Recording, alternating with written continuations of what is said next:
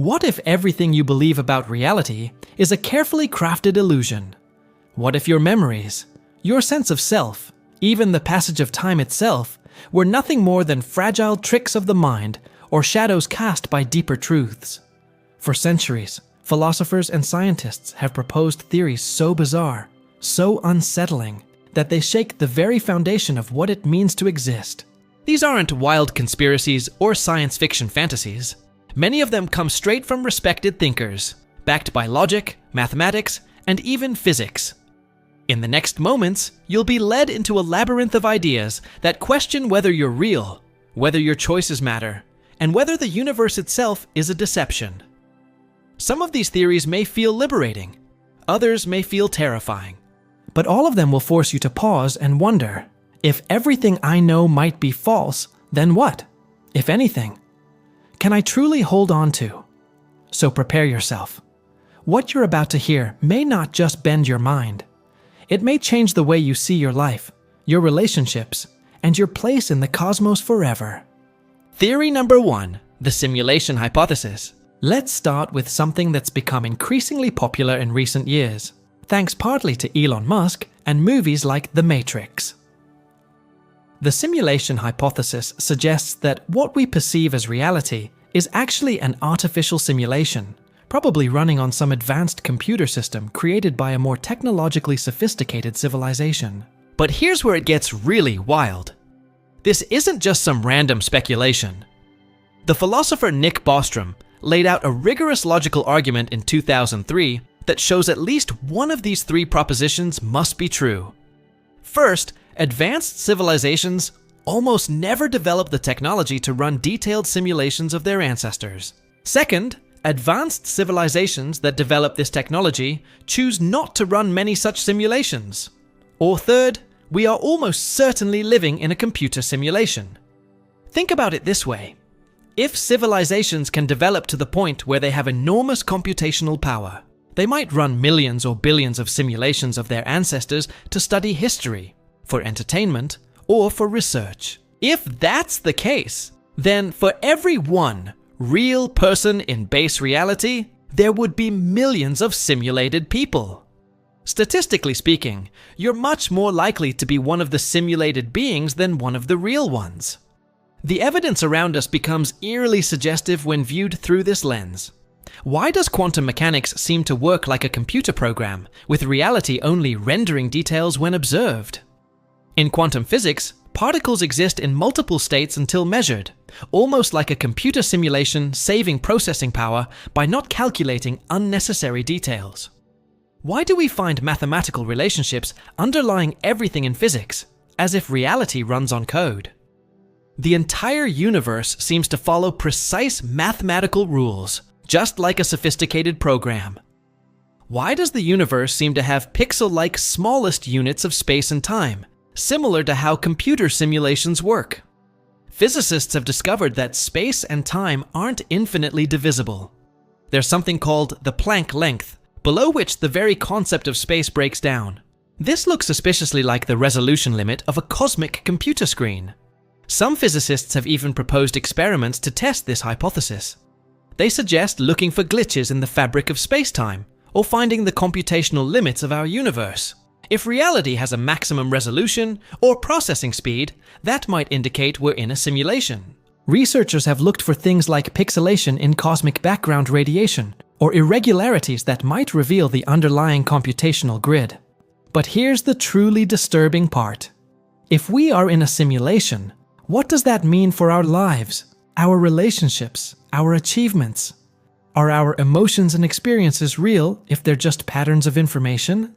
When you feel love, sadness, or joy, are those genuine emotions or just electrical patterns designed to make you behave in certain ways? The philosophical implications are staggering. If we're simulated beings, do we have free will, or are we just following pre-programmed scripts? Every decision you think you're making might already be determined by the code running your consciousness. Your personality, your thoughts, your dreams. All might be artificial constructs designed by programmers in base reality. The implications extend even further. If we're in a simulation, there might be multiple layers. The beings running our simulation might themselves be simulated by an even more advanced civilization. This could create an infinite regression of simulated realities nested within each other, like Russian dolls made of code and consciousness. You might be a simulation within a simulation within a simulation, with no way to ever reach true base reality. This theory also raises ethical questions about our simulators. Are they studying us like lab rats? Are we entertainment for them? Do they have any moral obligations toward us? If they can adjust the parameters of our reality at will, they have godlike power over our existence. Some argue that if we are in a simulation, we should try to impress our simulators by advancing rapidly in technology and intelligence, hoping they'll promote us to base reality or give us better living conditions. Others suggest we should try to break out of the simulation by finding exploits in the code or creating our own simulations to continue the chain. This theory forces us to confront fundamental questions about the nature of existence itself. Does it matter if we're simulated, if our experiences feel real to us? Is a simulated sunset any less beautiful if it moves us emotionally? These questions push us to examine what we really mean when we talk about reality, authenticity, and meaning in our lives. Perhaps what matters isn't whether our reality is real, in some ultimate sense, but whether our experiences and relationships have meaning within the context of our existence, simulated or not. Theory number 2, Boltzmann brain theory. Now, if you thought the simulation hypothesis was mind-bending, wait until you hear about Boltzmann brains. This theory suggests that it's actually more likely that you're a disembodied brain that spontaneously formed in space with false memories than a real person with a genuine history living on a real planet. This bizarre idea comes from statistical mechanics and thermodynamics. The physicist Ludwig Boltzmann realized that in an infinite or sufficiently large universe, random thermal fluctuations could theoretically create any configuration of matter, including a functioning human brain, complete with memories, thoughts, and consciousness. Here's the terrifying logic. Creating an entire universe with consistent laws of physics, billions of years of history, stars, planets, and the evolution of life requires an enormous amount of precise organization and energy. The odds against all the specific conditions necessary for life are astronomical. The right chemical elements, the right temperature ranges, the right atmospheric conditions, billions of years of stable stellar evolution, and countless other factors all had to align perfectly. But creating just a single brain with fake memories of all that history requires much less energy and organization. A brain is just a specific arrangement of atoms. About 86 billion neurons connected in particular ways. While this is incredibly complex, it's vastly simpler than creating an entire universe with consistent physical laws and billions of years of history. Since nature tends towards the path of least resistance, and random fluctuations are more likely to produce simpler configurations than complex ones, the math suggests that random thermal fluctuations are vastly more likely to produce individual brains with false memories than entire consistent universes with real histories. The numbers are staggering and deeply unsettling. Some cosmologists estimate that for every real observer in a genuine universe, there would be 10 under 50 or more Boltzmann brains. That's a 1 followed by 50 zeros. To put this in perspective, there are only about 10^80 atoms in the observable universe. The ratio of fake brains to real people would be incomprehensibly vast. If this statistical argument is correct, then right now, as you're watching this video, you're almost certainly one of these random brains floating in the vacuum of space, having just popped into existence with complete memories of a life you never actually lived. Your memories of childhood, your relationships, your education, every experience you think you've had. All of it would be false implants created by random quantum fluctuations. This creates what philosophers call the Boltzmann brain paradox, and it's one of the most disturbing problems in modern physics and philosophy. If our scientific theories predict that Boltzmann brains should vastly outnumber real observers, then those very same theories become completely unreliable. After all, if you're a Boltzmann brain, your memories of learning science, reading textbooks, conducting experiments, and observing the universe are all fabricated experiences that never actually happened. How could you trust any knowledge derived from fake experiences? Every scientific law, every mathematical proof, every logical argument you think you understand. All of it would be based on false memories implanted by random chance. The very theories that predict the existence of Boltzmann brains would themselves be untrustworthy if those theories are correct. But it gets even weirder and more disturbing. If you are a Boltzmann brain, you're probably not going to last very long. These randomly formed brains would typically exist for just a brief moment before the same thermal fluctuations that created them would tear them apart. The universe is mostly empty space with temperatures near absolute zero. Not exactly a hospitable environment for maintaining complex biological structures. So, not only might your entire life history be an elaborate fake implanted in a randomly assembled brain, but you might only have seconds or milliseconds left before the quantum fluctuations that brought you into existence disperse your atoms back into the cosmic void. Everything you think you are and everything you think you've experienced could vanish in the next moment. This leads to even more disturbing implications. If Boltzmann brains are constantly popping into existence throughout the universe, then there are countless versions of you being created right now with slightly different false memories. Some might have memories of becoming a doctor instead of whatever you think your profession is. Others might remember having different parents or living in different countries. Each of these brains would be equally convinced that their false memories represent reality. Some physicists and philosophers have tried to resolve this paradox by proposing modifications to our cosmological theories. They suggest that maybe the universe doesn't actually generate infinite numbers of Boltzmann brains, or that there are selection effects that make real observers more likely than the naive statistical calculation suggests. Some argue that conscious observers must exist in universes that are capable of supporting consciousness over long periods, which would favor real brains over randomly fluctuating ones. Others have proposed that we should reject theories that predict we're probably Boltzmann brains, using this as a criterion for evaluating cosmological models. If a theory of the universe implies that we're almost certainly fake, then maybe that theory is wrong and should be discarded in favor of alternatives that don't generate this paradox. But some philosophers embrace the paradox as a profound statement about the limits of knowledge and the strange nature of existence in an infinite cosmos. If we truly cannot rule out being Boltzmann brains, it forces us to reconsider what we can really know about reality and whether our scientific understanding of the universe is as secure as we think it is. The Boltzmann brain problem illustrates how our best scientific theories can lead to conclusions that seem to undermine the very foundations of knowledge itself. It's a reminder that reality might be far stranger and more uncertain than our everyday experience suggests, and that even our most sophisticated understanding of the universe can generate paradoxes that challenge our deepest assumptions about existence and consciousness. Theory number 3, panpsychism. Prepare yourself for an idea that will change how you look at every object around you. Panpsychism is the theory that consciousness isn't something that mysteriously emerges from complex arrangements of matter. Instead, it's a fundamental feature of reality itself. According to this view, everything in the universe, from electrons and quarks to rocks and stars, has some form of conscious experience or mental properties. This might sound absolutely crazy at first. How could a rock or an electron have experiences?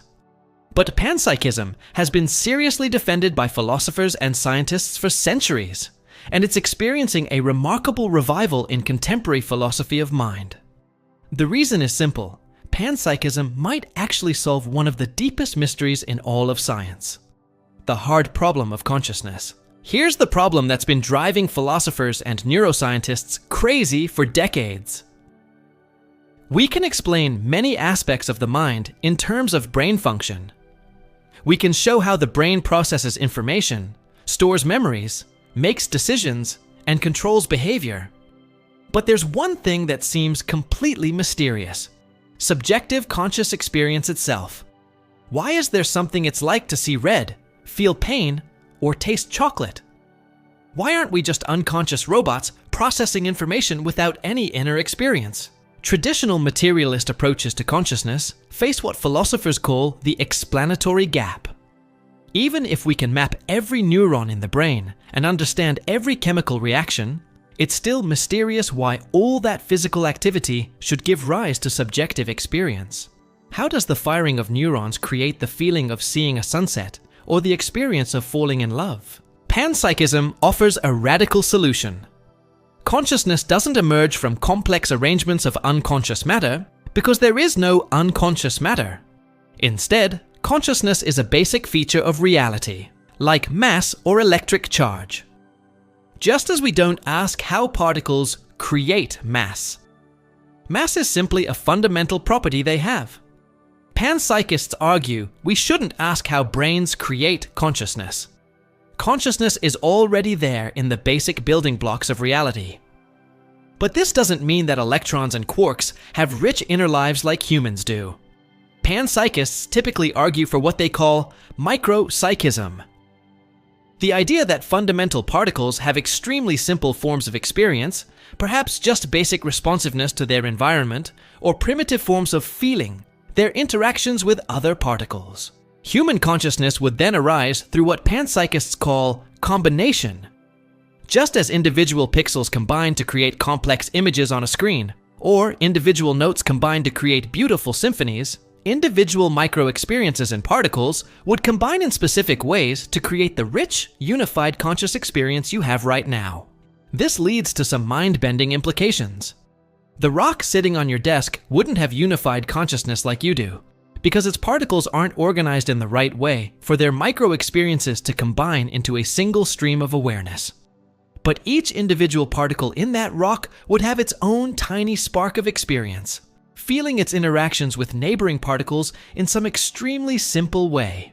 When you look at a tree, you wouldn't just be seeing a living organism, you'd be seeing billions upon billions of conscious entities, each contributing their tiny bit of experience to the overall system.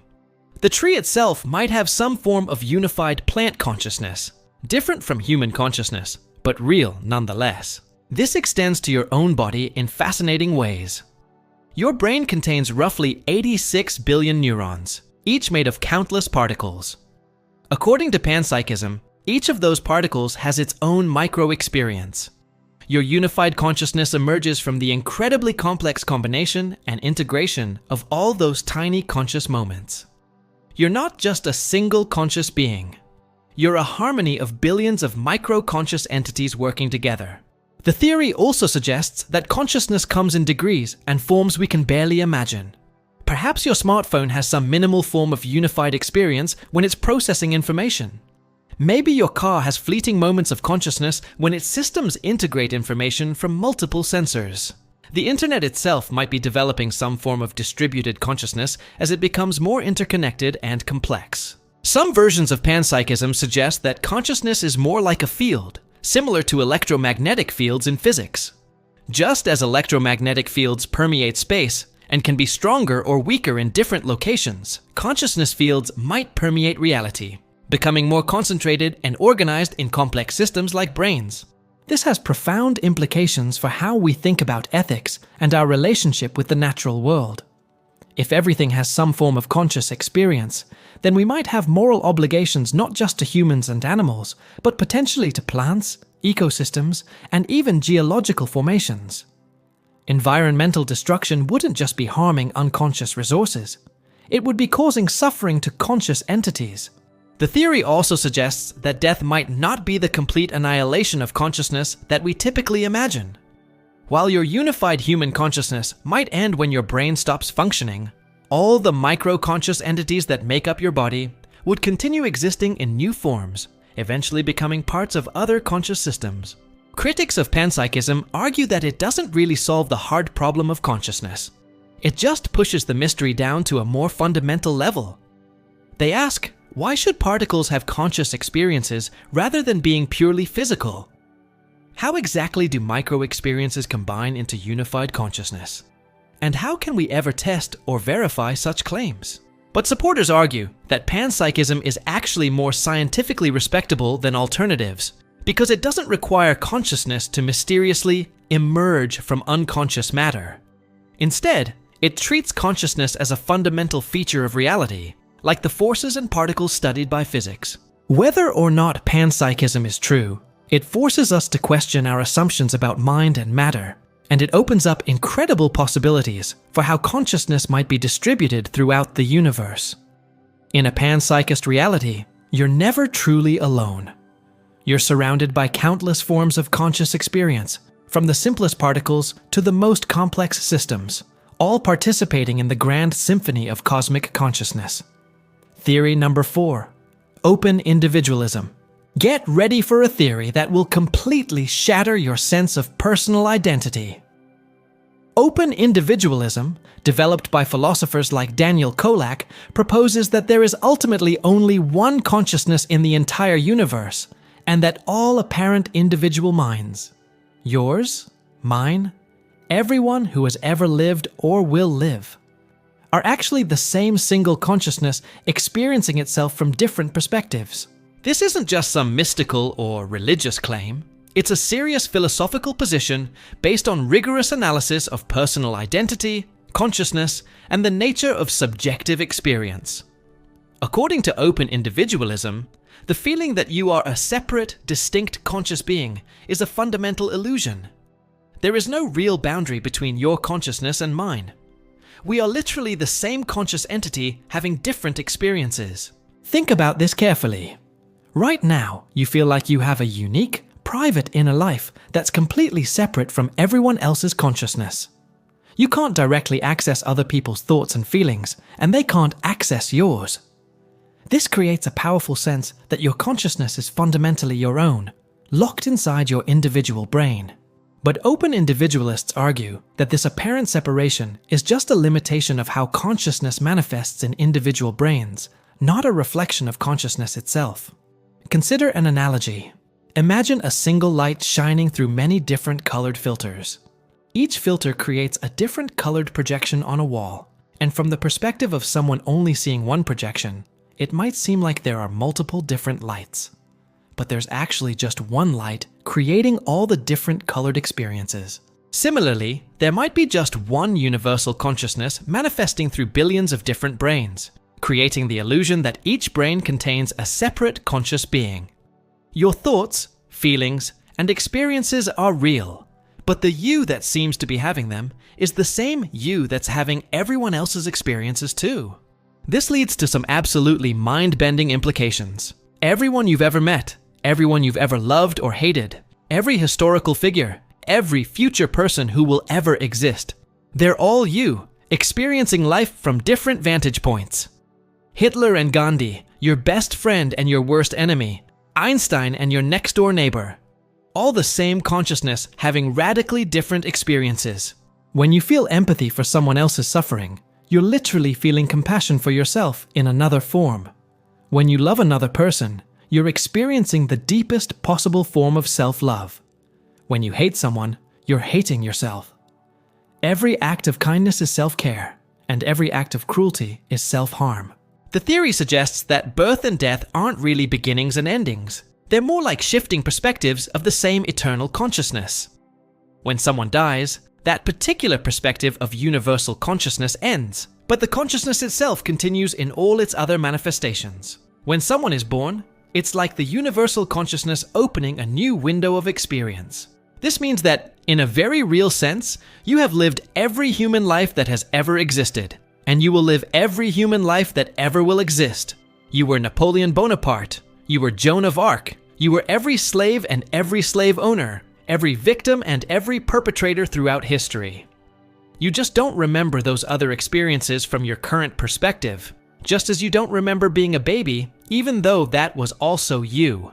The implications for ethics and morality are staggering. If everyone is literally the same consciousness, then harming others is quite literally harming yourself, and helping others is helping yourself. The Golden Rule. Treat others as you would want to be treated isn't just good moral advice, it's a recognition of metaphysical truth. Others literally are you. This theory also completely reframes how we think about death and immortality. Your current individual perspective will end when your brain stops functioning, but you, in the deepest sense, will continue existing in every other conscious being. Death becomes less like complete annihilation and more like closing one window, while countless others remain open. But how can this possibly be true if we feel so distinct and separate from each other? Open individualists argue that the sense of separation is created by the specific ways that brains process and integrate information.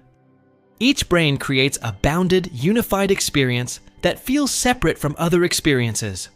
But this is just how universal consciousness manifests through individual nervous systems. Consider how your own consciousness works. You can't directly experience your thoughts from 5 minutes ago. You can only remember them. In a sense, your past self is as inaccessible to your current consciousness as other people's minds are. Yet you still consider your past self to be you. Open individualists suggest that the same principle applies across different brains. They're all part of the same continuing consciousness, just separated by the boundaries of individual brains rather than time. The theory also addresses one of the deepest puzzles in philosophy of mind. Why are you experiencing life from this particular perspective rather than someone else's? Why are you instead of being me, or Napoleon, or anyone else? Traditional theories struggle to explain this, but open individualism provides a simple answer. You are experiencing life from every perspective.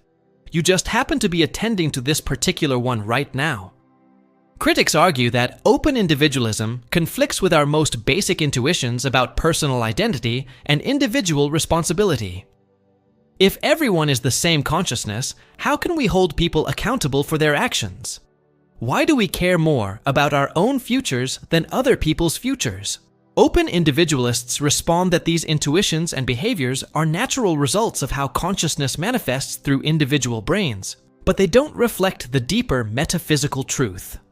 A brain naturally cares most about its own survival and welfare, because that's how evolution shaped nervous systems to function, not because the consciousness experiencing that brain is fundamentally separate from others.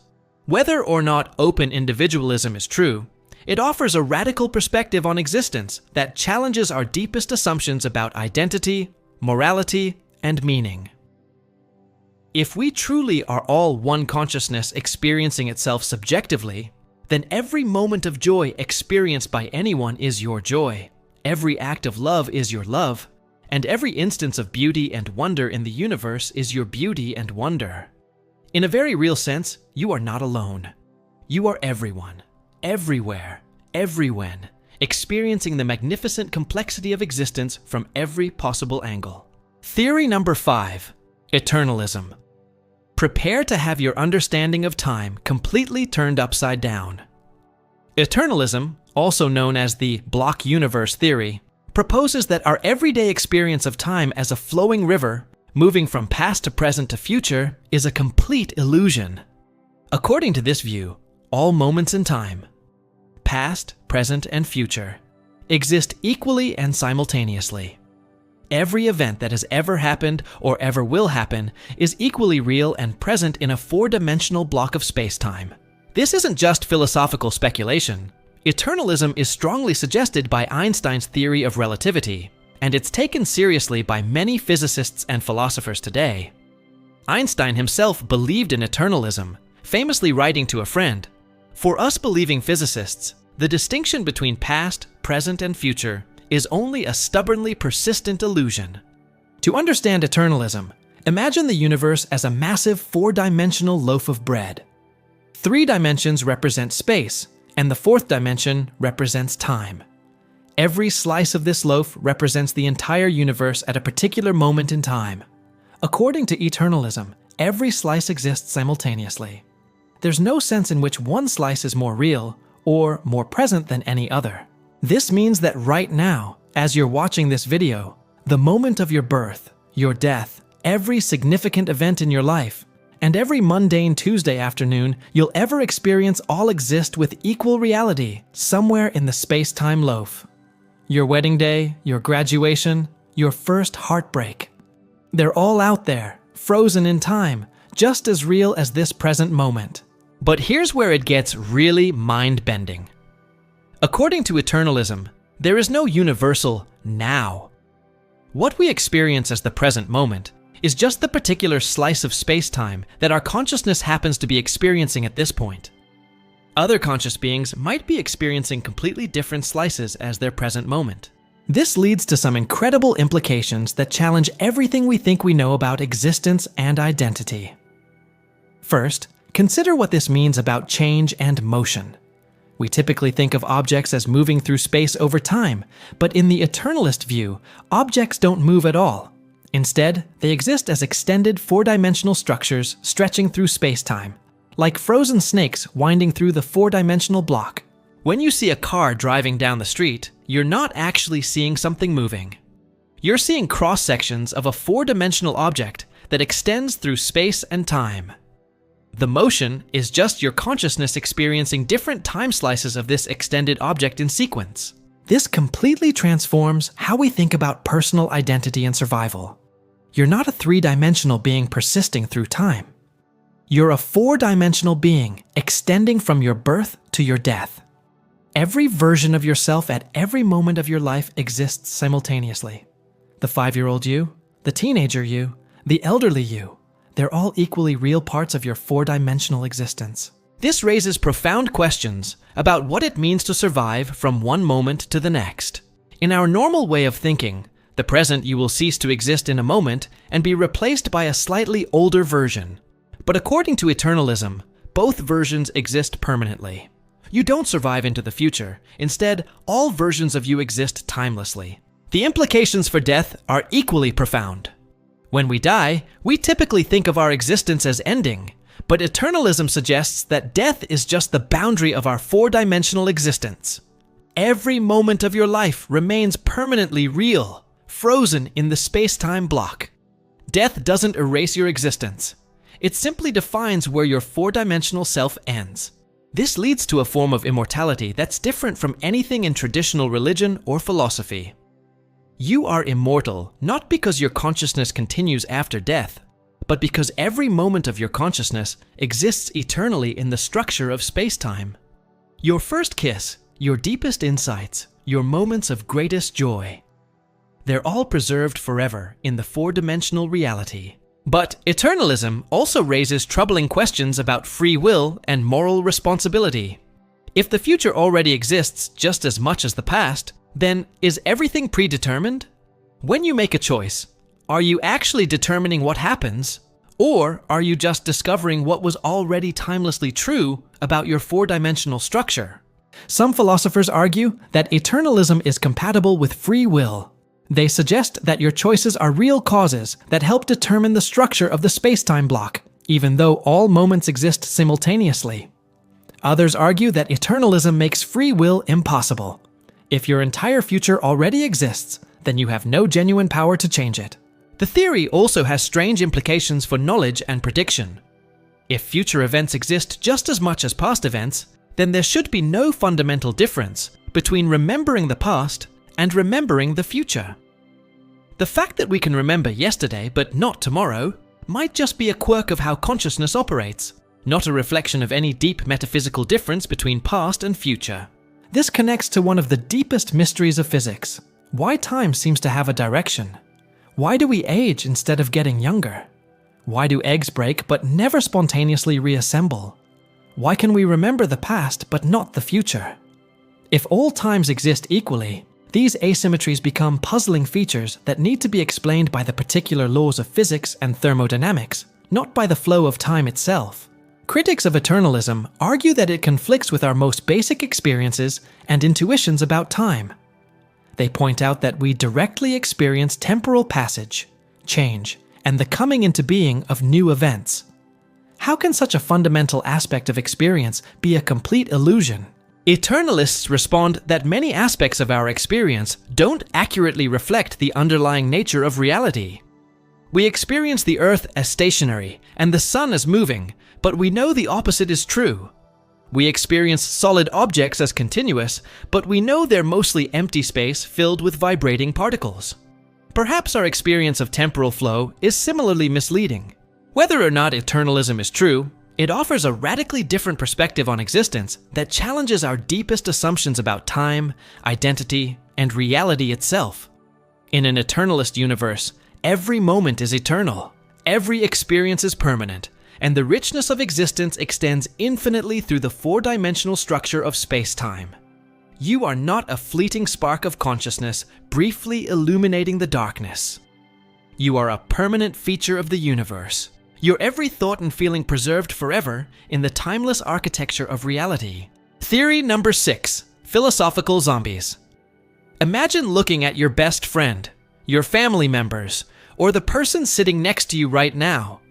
They laugh at jokes, cry during sad movies, claim to feel pain when injured, and seem to experience emotions just like you do. But what if I told you that it's entirely possible, perhaps even likely, that none of them actually have any conscious experience at all? What if they're what philosophers call philosophical zombies?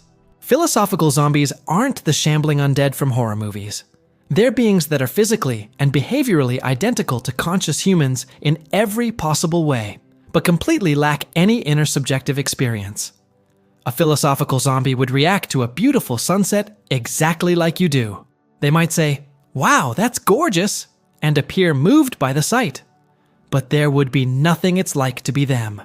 No inner experience of beauty, no feeling of awe, no subjective sense of seeing colors, just empty behavioral responses with no conscious experience behind them. This might sound impossible at first. How could something behave exactly like a conscious being without actually being conscious? But the philosophical zombie argument, most famously developed by philosopher David Chalmers, suggests that zombies are not only possible, but that their possibility reveals something profound about the nature of consciousness itself. The argument works like this. If we can conceive of philosophical zombies, beings physically identical to us but lacking consciousness, then consciousness must be something over and above physical processes. If consciousness were nothing more than brain activity, then any being with an identical brain would necessarily be conscious. But if zombies are possible, then consciousness must be an additional, non-physical property. Consider what this means about the people in your life. Your mother, when she says she loves you, might be executing complex behavioral programs that perfectly mimic love, but experiencing nothing whatsoever. She might have no subjective sense of caring, no warm feelings, no actual love at all. Just the behavioral patterns that evolution has programmed into human-like entities to promote survival and reproduction. The zombie argument forces us to confront what philosophers call the problem of other minds. You have direct access to your own consciousness. You know what it feels like to see red, taste chocolate, or feel sad. But you have no direct access to anyone else's consciousness. You infer that others are conscious based on their behavior and their similarity to you, but you can't actually verify that there's any subjective experience behind their actions. This creates a terrifying epistemic possibility. Perhaps you are the only genuinely conscious being in existence, surrounded by sophisticated biological robots that perfectly mimic consciousness but experience nothing at all. Every conversation you've ever had might have been with a being incapable of actually understanding or caring about anything, just executing complex response patterns. The implications extend far beyond just questioning whether others are conscious. If philosophical zombies are possible, then consciousness might be what philosophers call an epiphenomenon. Something that exists but has no causal power. Your conscious experiences might be like the steam from a locomotive, a byproduct of the brain's activity, but not actually affecting anything that happens.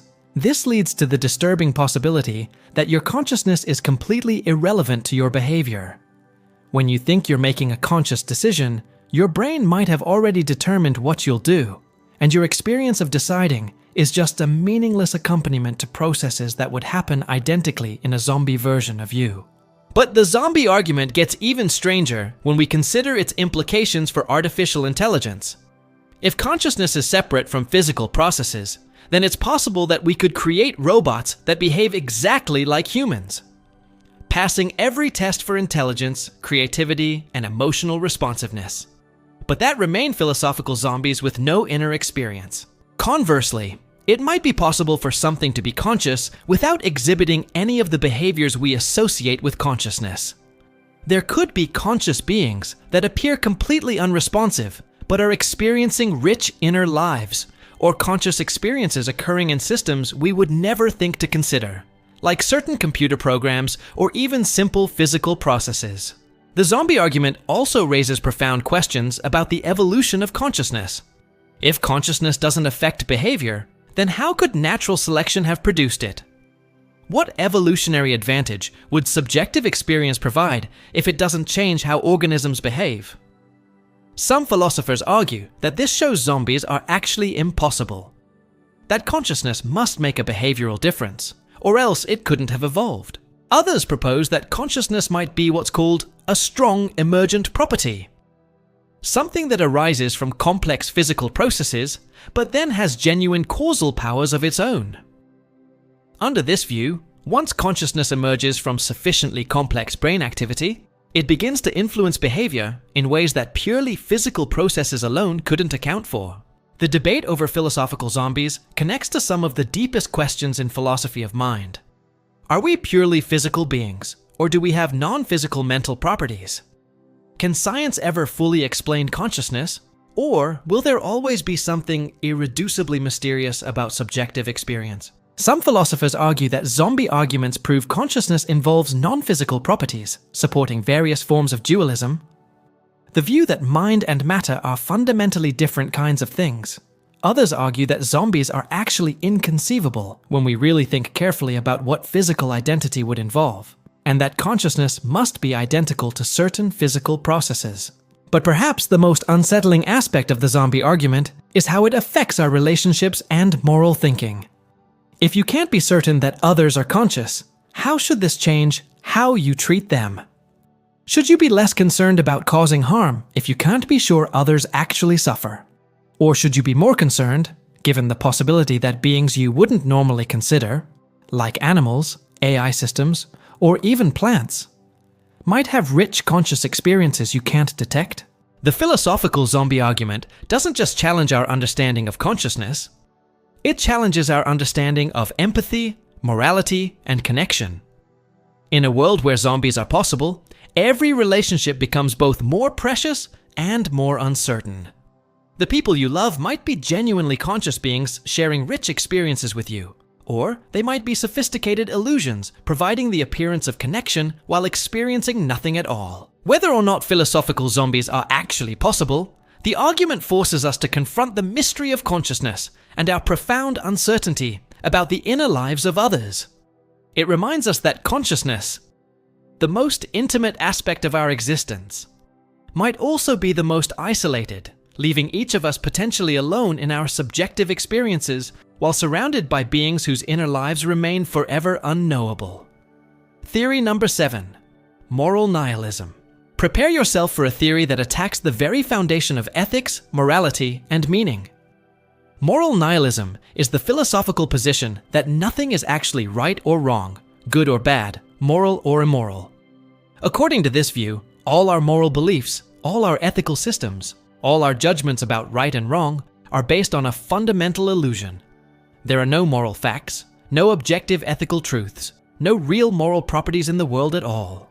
This isn't just the claim that morality is subjective or culturally relative. Moral nihilists don't argue that different societies have different moral truths. They argue that there are no moral truths whatsoever. When you say, murder is wrong, you're not stating a fact about the world. You're expressing a preference, an emotion, or a culturally conditioned response. But you're not describing any real moral property that murder actually has. To understand how radical this position is, consider what it means about some of our most deeply held moral convictions. The Holocaust wasn't actually evil. It was just an event that happened, no more morally significant than a rock falling or the wind blowing. Helping an elderly person cross the street isn't actually good. It's just behavior that you happen to prefer, or that your society has conditioned you to approve of. Torture, kindness, justice, cruelty, none of these things have any real moral properties. They're all morally equivalent, completely neutral. The nihilist argument often begins with what philosophers call the argument from disagreement. Look at the vast differences in moral beliefs across cultures and throughout history. Some societies practiced human sacrifice and considered it virtuous. Others condemned it as the ultimate evil. Some cultures value individual freedom above all else. Others prioritize community harmony and conformity. Some moral systems are based on consequences, others on duties, still others on virtues or divine commands. If there were objective moral truths, nihilists argue, we would expect to see convergence over time as people discover these truths through reason and experience. Instead, we see persistent, fundamental disagreements about the most basic moral questions. This suggests that people are not discovering moral facts, but rather expressing preferences, emotions, or cultural conditioning that have no basis in objective reality. But the nihilist argument goes deeper than just pointing to disagreement. It also questions whether moral properties could even exist in a purely physical universe. Science describes the world in terms of particles, forces, fields, and mathematical relationships. Where in this scientific picture would we find moral properties like goodness or wrongness?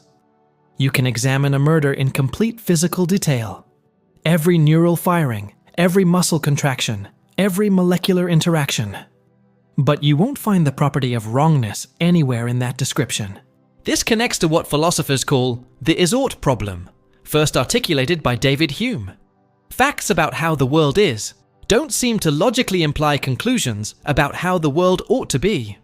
You can describe human suffering in complete scientific detail, but it's not clear how any amount of factual description could prove that suffering is bad or that we ought to prevent it. Moral nihilists also point to the evolutionary origins of our moral intuitions. The feelings and judgments we experience as moral convictions might simply be evolutionary adaptations that helped our ancestors survive and reproduce in social groups.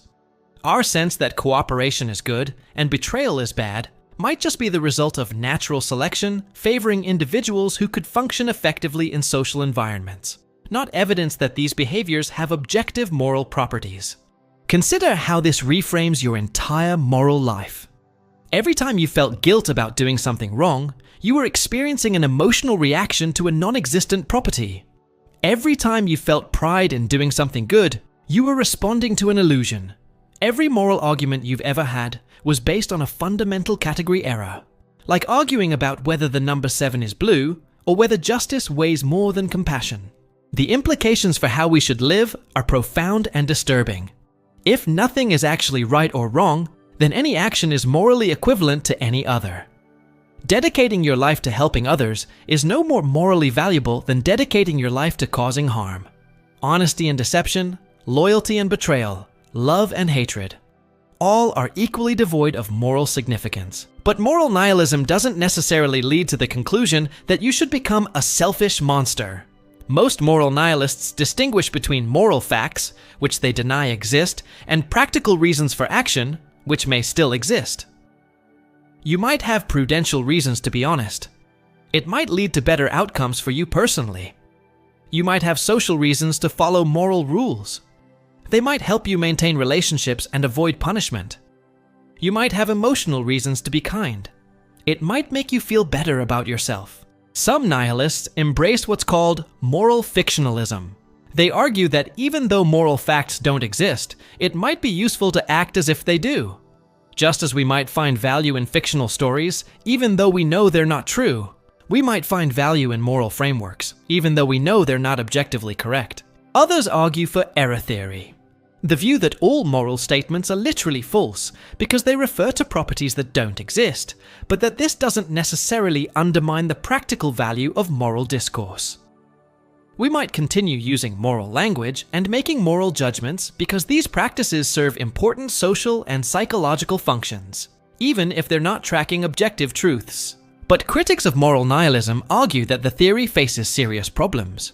If moral nihilism is true, then it seems to undermine its own foundation. The nihilist appears to be making the normative claim that we ought to believe only what is supported by evidence or reason. But if there are no normative truths, then this claim itself has no authority. Furthermore, moral nihilism seems to conflict with some of our most basic rational intuitions. The claim that torturing innocent people for fun is not actually wrong seems not just counterintuitive, but almost incoherent. Many philosophers argue that if a theory leads to such conclusions, that's strong evidence against the theory, rather than evidence against our moral intuitions. Some philosophers propose that moral properties might be real, but different from the properties studied by physics. Perhaps moral facts are constituted by facts about human psychology, social relationships, or rational decision-making.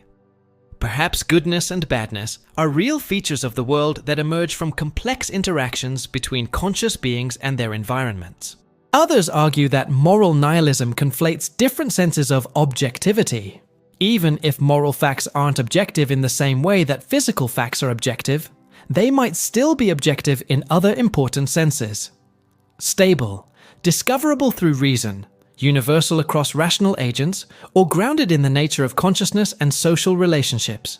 The debate over moral nihilism connects to fundamental questions about the nature of reality, knowledge, and human existence. Are we purely physical beings in a purely physical universe, or are there other kinds of facts and properties beyond those studied by science? Can reason and experience guide us toward truth in ethics as well as in science? Or are moral beliefs fundamentally different from empirical beliefs? Whether or not moral nihilism is true, it forces us to confront uncomfortable questions about the foundations of ethics and meaning. If our deepest moral convictions might be illusions, what does that mean for how we should live, how we should treat others, and how we should organize society? In a potentially nihilistic universe, every act of kindness becomes either meaningless or a heroic assertion of value against the void, and every moral choice becomes either arbitrary or a profound act of self-creation in the absence of objective guidance. Theory number 8. The bundle theory of personal identity. Right now, you probably feel like there's a continuous, unified you that has persisted throughout your entire life. You remember being a child, you anticipate being older, and you feel like there's some essential core of identity that makes you the same person despite all the changes you've undergone. But what if this feeling of being a unified, continuing self is one of the most fundamental illusions of human experience?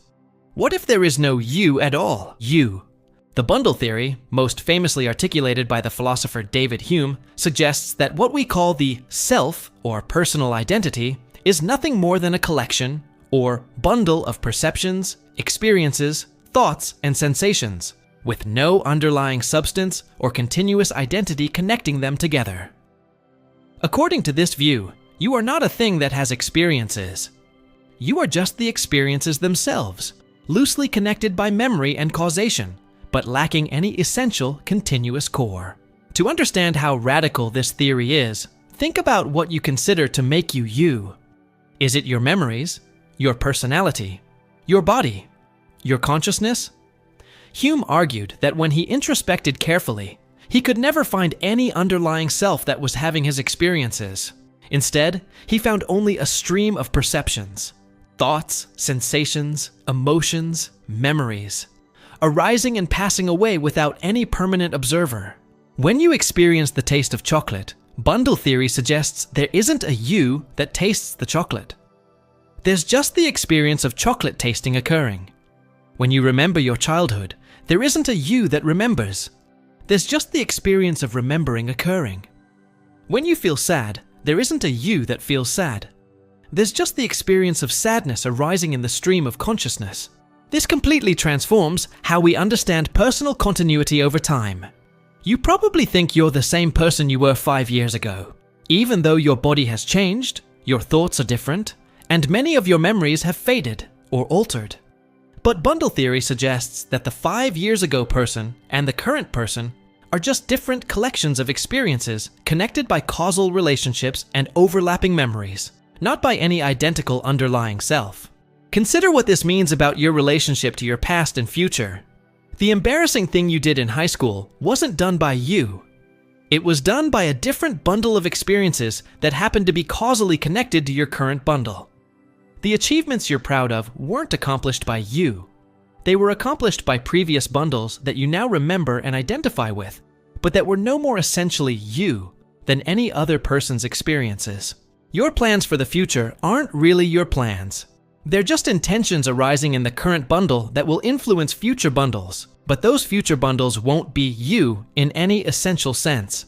The person who will experience your retirement, your old age, your death, that will be a different collection of experiences, connected to your current experiences by causation and memory, but not by any continuing identity. This has profound implications for how we think about moral responsibility and justice. If there's no continuing self, then in what sense can someone be held responsible for actions performed by earlier bundles? When we punish someone for a crime committed years ago, are we punishing the same person who committed the crime, or are we punishing a causally related but essentially different bundle of experiences? The theory also radically transforms how we understand death and survival. What we call death isn't the end of a continuing self. It's just the cessation of a particular stream of causally connected experiences. But since there was no underlying self to begin with, death isn't the loss of anything essential. It's more like the end of a song or the closing of a book. The pattern stops, but there was never any substantial thing that was lost. Conversely, what we call birth or conception isn't the beginning of a self. It's just the beginning of a new causal stream of experiences. The bundle that experiences your first birthday party isn't fundamentally different from the bundle that experiences your 10th birthday party, except in terms of the particular experiences it contains and its causal connections to previous and subsequent bundles. But bundle theory raises puzzling questions about what holds these experiences together into bundles at all. If there's no underlying self, what makes your current experiences part of the same bundle? Why do some experiences seem unified, like simultaneously seeing, hearing, and feeling things, while others seem separate, like your experiences versus other people's experiences? Some philosophers argue that bundles are held together by psychological connections like memory, personality continuity, and causal relationships between mental states. Others suggest that bundles are constituted by physical processes in particular brains. Still others propose that the bundling itself is just another level of illusion. Perhaps there are just individual experiences occurring without any real unity at all. This connects to findings in neuroscience and psychology that seem to support bundle theory.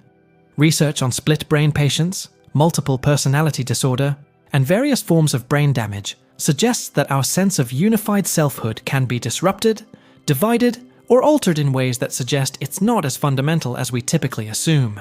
Studies of meditation and altered states of consciousness also sometimes produce experiences where the sense of self dissolves, leaving just pure awareness without any feeling of being a separate observer. Many practitioners report that these experiences reveal the illusory nature of the ego and suggest that our normal sense of selfhood is indeed a construction rather than a fundamental aspect of consciousness.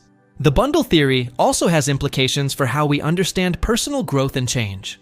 If there's no essential self that persists through change, then personal development isn't about improving or perfecting yourself. It's about influencing the causal processes that will determine what kinds of experiences arise in future bundles. Therapy, education, and self-improvement aren't about fixing or enhancing a continuing self.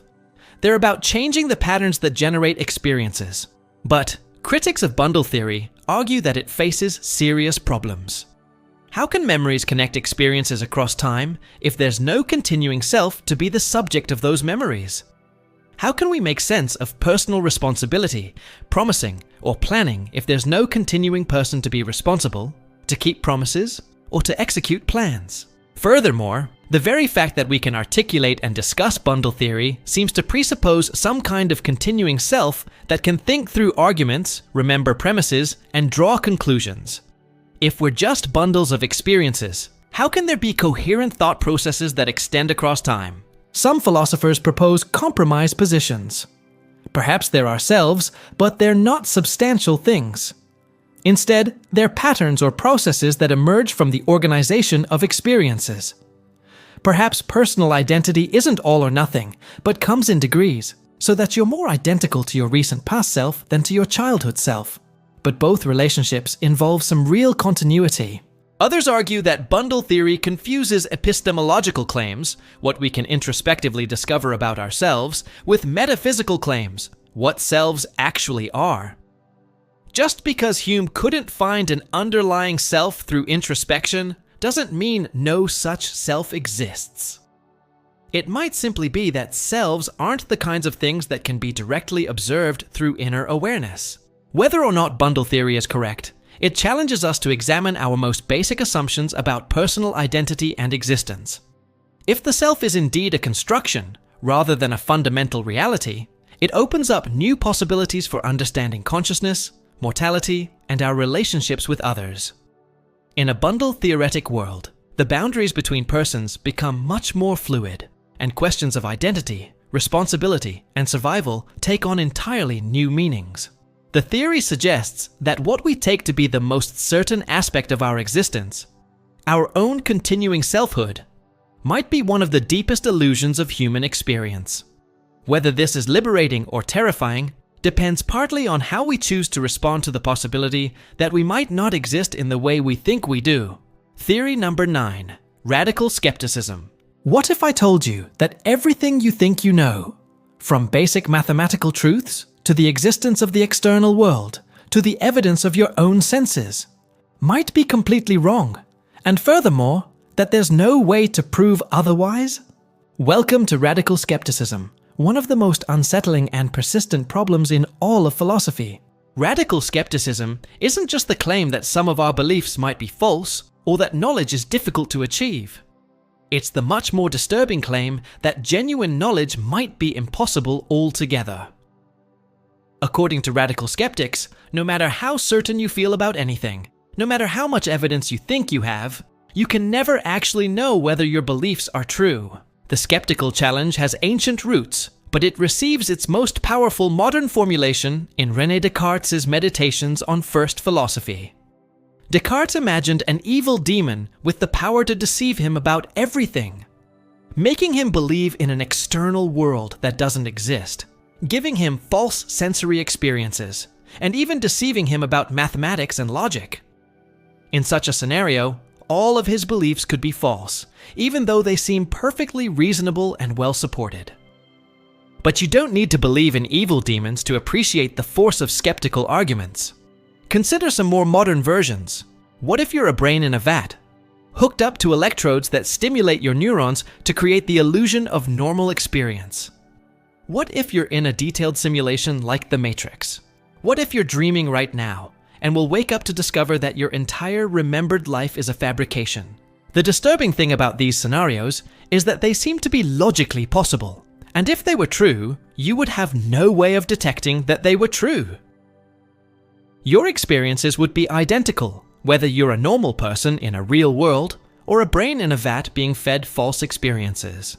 The evidence available to you would be exactly the same in both cases. This creates what philosophers call the closure problem for knowledge. If you can't rule out skeptical scenarios, and if these scenarios would make most of your beliefs false, then it seems you can't actually know that your beliefs are true. You might believe that you're reading this on a screen right now, and that belief might even be true, but you can't know it's true because you can't eliminate the possibility that you're being deceived. The problem extends far beyond just skepticism about the external world. Consider your knowledge of mathematics. You probably feel certain that 2 plus 2 = 4, but how do you know that some powerful deceiver isn't manipulating your thoughts to make you systematically miscalculate? Maybe in reality, 2 plus 2 = 5, but you're being deceived into thinking it equals 4. You might object that mathematical truths are necessary and couldn't be otherwise, but how do you know what's necessary? Your sense of necessity might itself be the product of deception. Even more disturbing is skepticism about other minds. You believe that other people have conscious experiences like you do, but how could you possibly know this? You have access only to their outward behavior, never to their inner experiences. For all you can tell, everyone else might be philosophical zombies, beings that act like they're conscious but have no inner experience at all. Or perhaps you're the only conscious being in existence, surrounded by unconscious robots programmed to simulate consciousness. Radical skepticism also extends to memory and personal identity. You might think you remember having breakfast this morning or learning your name as a child, but how do you know these apparent memories correspond to real events? Perhaps you were created just moments ago with a full set of false memories. Perhaps your entire personal history is a fabrication, and you've never actually experienced any of the things you seem to remember. The skeptical challenge becomes even more unsettling when applied to induction and causation. You believe that the future will resemble the past, that bread will continue to nourish you, that gravity will continue to work, that the sun will rise tomorrow. But this belief is based on your past experience of regularity in nature. How do you know that nature will continue to be regular? The fact that it has been regular in the past doesn't logically guarantee that it will continue to be regular in the future. This problem of induction, first articulated clearly by David Hume, suggests that even our most basic scientific knowledge might be unjustified. Every scientific law, every causal claim, every prediction about the future is based on the assumption that past regularities will continue, but this assumption itself can't be proven without circular reasoning. Some philosophers have tried to respond to skeptical challenges by arguing that knowledge doesn't require absolute certainty, that you can know things even if there's some logical possibility that you're wrong. They argue that knowledge requires only that your beliefs be true, justified, and perhaps that they satisfy certain other conditions, not that you be able to prove them with complete certainty. But skeptics respond that if you can't rule out scenarios where your beliefs are false, then your beliefs aren't really justified in any meaningful sense. How can you claim to have good evidence for your beliefs if that very same evidence would exist even if your beliefs were false? Other philosophers have argued that skeptical scenarios are actually meaningless or incoherent. They claim that concepts like truth, knowledge, and meaning are necessarily connected to our actual practices and environments. So scenarios where we're completely deceived about everything don't actually make sense. Still, others have embraced skeptical conclusions, while arguing that they're not as devastating as they initially seem. Perhaps knowledge is impossible, but we can still have reasonable beliefs, useful theories, and practical guidelines for living. Perhaps the pursuit of truth is valuable, even if we can never achieve certainty. But radical skepticism has implications that extend far beyond academic philosophy. If you take skeptical arguments seriously, they can fundamentally transform how you relate to your beliefs, your experiences, and your sense of reality. Every confident assertion becomes questionable. Every seemingly obvious truth becomes uncertain, and every claim to knowledge becomes suspect. This can be liberating in some ways. It can free you from dogmatism, encourage intellectual humility, and open you up to possibilities you might otherwise ignore. But it can also be deeply unsettling, undermining your confidence in making decisions, forming relationships, or pursuing goals. The skeptical challenge also raises questions about the nature and value of philosophical inquiry itself. If we can't actually know whether our philosophical theories are true, what's the point of developing them? Are we just constructing elaborate intellectual edifices built on foundations of sand? Some philosophers argue that even if skepticism is correct, philosophical inquiry remains valuable because it helps us understand the structure of our concepts, the relationships between our beliefs, and the implications of different theoretical commitments. Others argue that philosophy's value lies not in discovering truth, but in clarifying thought, developing critical thinking skills, and exploring possibilities. Whether or not radical skepticism is ultimately correct, it serves as a powerful reminder of the limits of human knowledge and the mysterious nature of our epistemic situation. We find ourselves as conscious beings in what appears to be a complex, law-governed world, with apparent memories of a past and expectations about the future, but with no foolproof way of determining whether any of this corresponds to reality.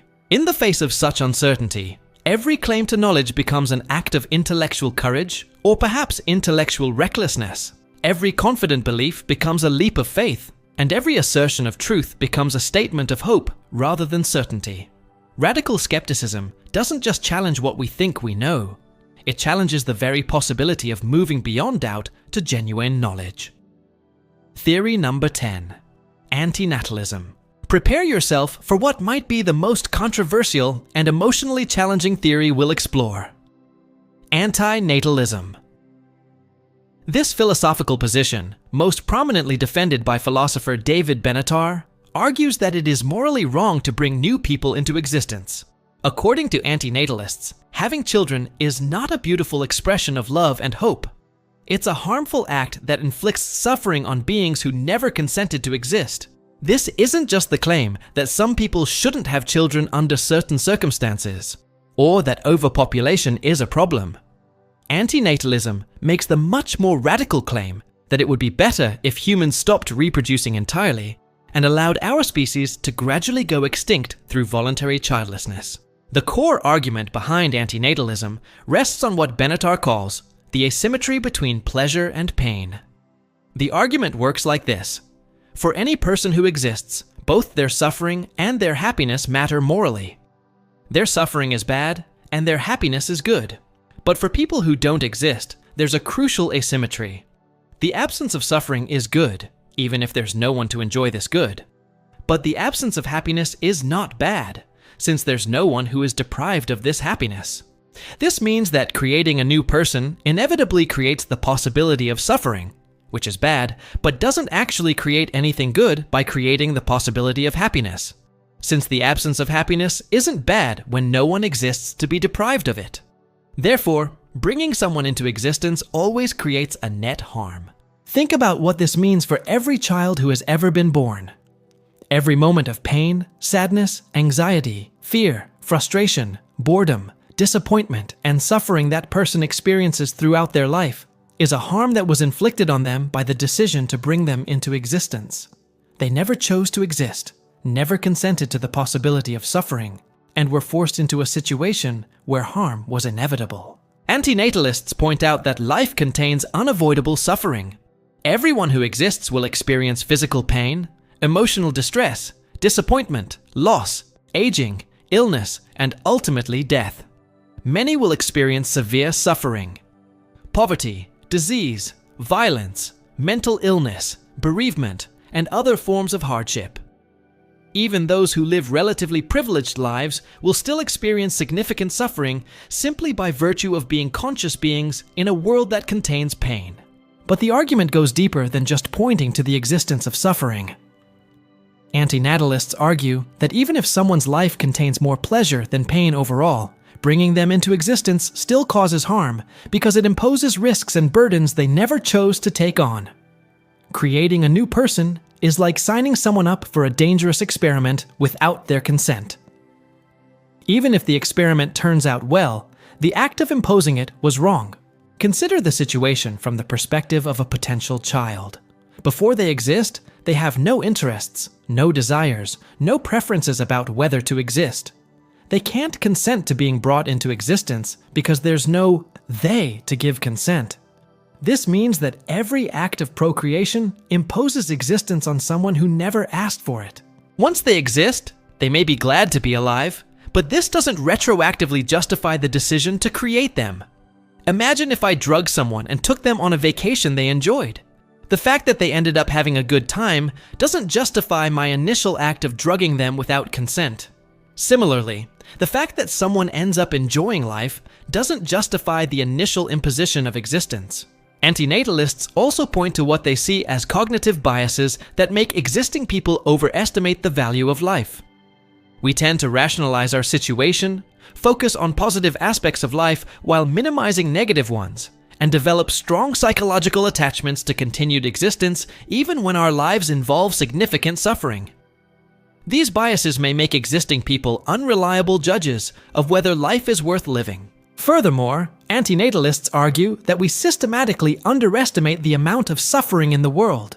We tend to focus on our own relatively privileged perspectives and ignore the vast amounts of suffering experienced by humans throughout history and around the world today, as well as the suffering of non-human animals. The implications of antinatalism are staggering. If the theory is correct, then virtually every parent who has ever lived has committed a moral wrong by having children. The continuation of the human species is not a good thing to be preserved, but a harmful process that should be ended through voluntary extinction. This would mean that all of human history, all of our achievements, all of art, science, literature, music, philosophy, everything that we consider valuable about human civilization, was built on a foundation of systematic moral wrong. Every generation that chose to reproduce was perpetuating a cycle of harm. But antinatalism doesn't necessarily imply that existing people should kill themselves. Most antinatalists distinguish between coming into existence and continuing to exist. Once someone exists, they typically have strong interests in continued survival, and death often involves significant suffering. The harm of being brought into existence can't be undone by ceasing to exist. Instead, Antinatalists advocate for voluntary human extinction through universal adoption of childlessness. They envision a world where people choose to live out their lives without reproducing, allowing humanity to gradually fade away over the course of several generations until the last human dies of old age. Critics of antinatalism raise numerous objections. They argue that the asymmetry argument is flawed, that the absence of happiness for non-existent people is indeed bad, or at least that we can't meaningfully compare the welfare of existing and non-existing people. Others argue that life typically contains more good than bad, and that most people, when asked, report being glad to be alive, and would choose existence over non-existence if given the choice. They point to surveys showing that most people rate their lives as worthwhile, and express gratitude for existing. Some critics argue that antinatalism relies on an overly negative view of human existence that ignores the genuine goods of life: love, beauty, knowledge, creativity, friendship, achievement, and countless small pleasures and satisfactions. They argue that these positive aspects of existence can justify the negative aspects. Others focus on the implications of antinatalism for meaning and value. If human existence is fundamentally harmful and should be ended, what does this say about the value of human achievements, relationships, and experiences? Critics argue that antinatalism leads to a nihilistic worldview that drains life of meaning and purpose. Some philosophers propose alternative frameworks that acknowledge the reality of suffering, without concluding that existence is always harmful. They argue for conditional natalism, the view that it can be morally permissible or even good to have children under certain conditions, such as when parents can provide a good life with minimal suffering, or when bringing someone into existence would contribute to reducing overall suffering in the world. Others argue that the consent problem isn't as serious as antinatalists claim. They suggest that we can reasonably infer that most rational beings would choose to exist if given the opportunity, based on the fact that most existing people are glad to be alive and choose to continue living even when faced with significant hardships. But perhaps the most challenging aspect of antinatalism is how it forces us to confront our deepest assumptions about the value of life, the nature of existence, and our responsibilities to future generations. If bringing children into existence really does impose serious harms on them, this raises profound questions about one of the most fundamental human activities. Antinatalism also connects to broader questions about environmental ethics, overpopulation, and our obligations to future generations. Even if one doesn't accept the full antinatalist position, the theory raises important questions about the ethics of reproduction in a world facing climate change, resource depletion, and other challenges that will likely increase suffering for future generations.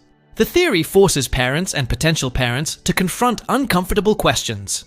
Are we having children for their sake or for our own? How can we justify imposing existence on someone who can't consent to it?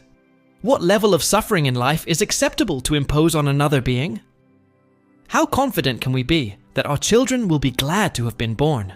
Whether or not antinatalism is ultimately correct, it serves as a powerful challenge to our unreflective assumptions about reproduction and the value of existence.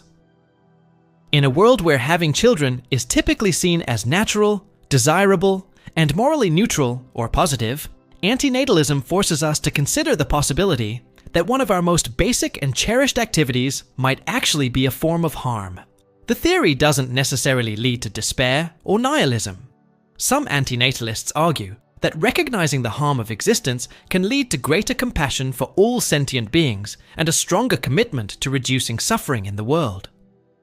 If existence is genuinely burdensome, then we have even stronger reasons to help those who already exist to live better lives. Antinatalism also raises interesting questions about the relationship between individual ethics and species survival. Most ethical theories assume that the continuation of humanity is either good or morally neutral, but antinatalism suggests that our extinction might actually be the most ethical outcome possible. This creates a tension between our evolved instincts for survival and reproduction, and what may be our moral obligations. We are biologically programmed to want to continue our genes and our species, but rational moral reflection might lead us to conclude that we should resist these impulses. Whether antinatalism represents a profound moral insight or a philosophical dead end, it challenges us to think more carefully about some of the most fundamental questions of human existence. What makes life worth living? What do we owe to future generations? How should we weigh present goods against future harms? And ultimately, is existence itself a gift or a burden? Theory number 11. Modal realism. Imagine that somewhere out there, in the vast expanse of reality, there exists a world where you made different choices, where history unfolded differently, where the laws of physics work in alternative ways. Now imagine that this isn't just a thought experiment or a useful fiction. Imagine that these alternative worlds are just as real and concrete as the world you're experiencing right now. Welcome to modal realism, one of the most audacious and mind-expanding theories in all of philosophy. Modal realism, most famously defended by philosopher David Lewis, proposes that all possible worlds exist with equal reality. When we talk about what could have happened, what might be true, or what would occur under different circumstances, we're not just engaging in abstract speculation. We're referring to concrete, physical realities that exist somewhere in the vast multiverse of possibilities. This means that every decision you've ever made has played out differently in countless other worlds. There's a world where you chose a different career, married a different person, or never moved to your current city. There's a world where you were born in a different country, to different parents, or in a different time period entirely. There's a world where you became a famous musician, a world where you discovered the cure for cancer, and a world where you never learned to read. But modal realism goes far beyond just alternative versions of your personal life. It suggests that every logically possible world exists as a concrete physical reality. There are worlds where dinosaurs never went extinct, worlds where humans evolved differently, worlds where the fundamental constants of physics have different values. There are worlds where magic works according to consistent laws, worlds where time flows backwards, and worlds where consciousness operates according to completely different principles. This includes worlds that seem fantastic or impossible from our perspective. There's a world where dragons exist and follow biological laws that make their existence possible.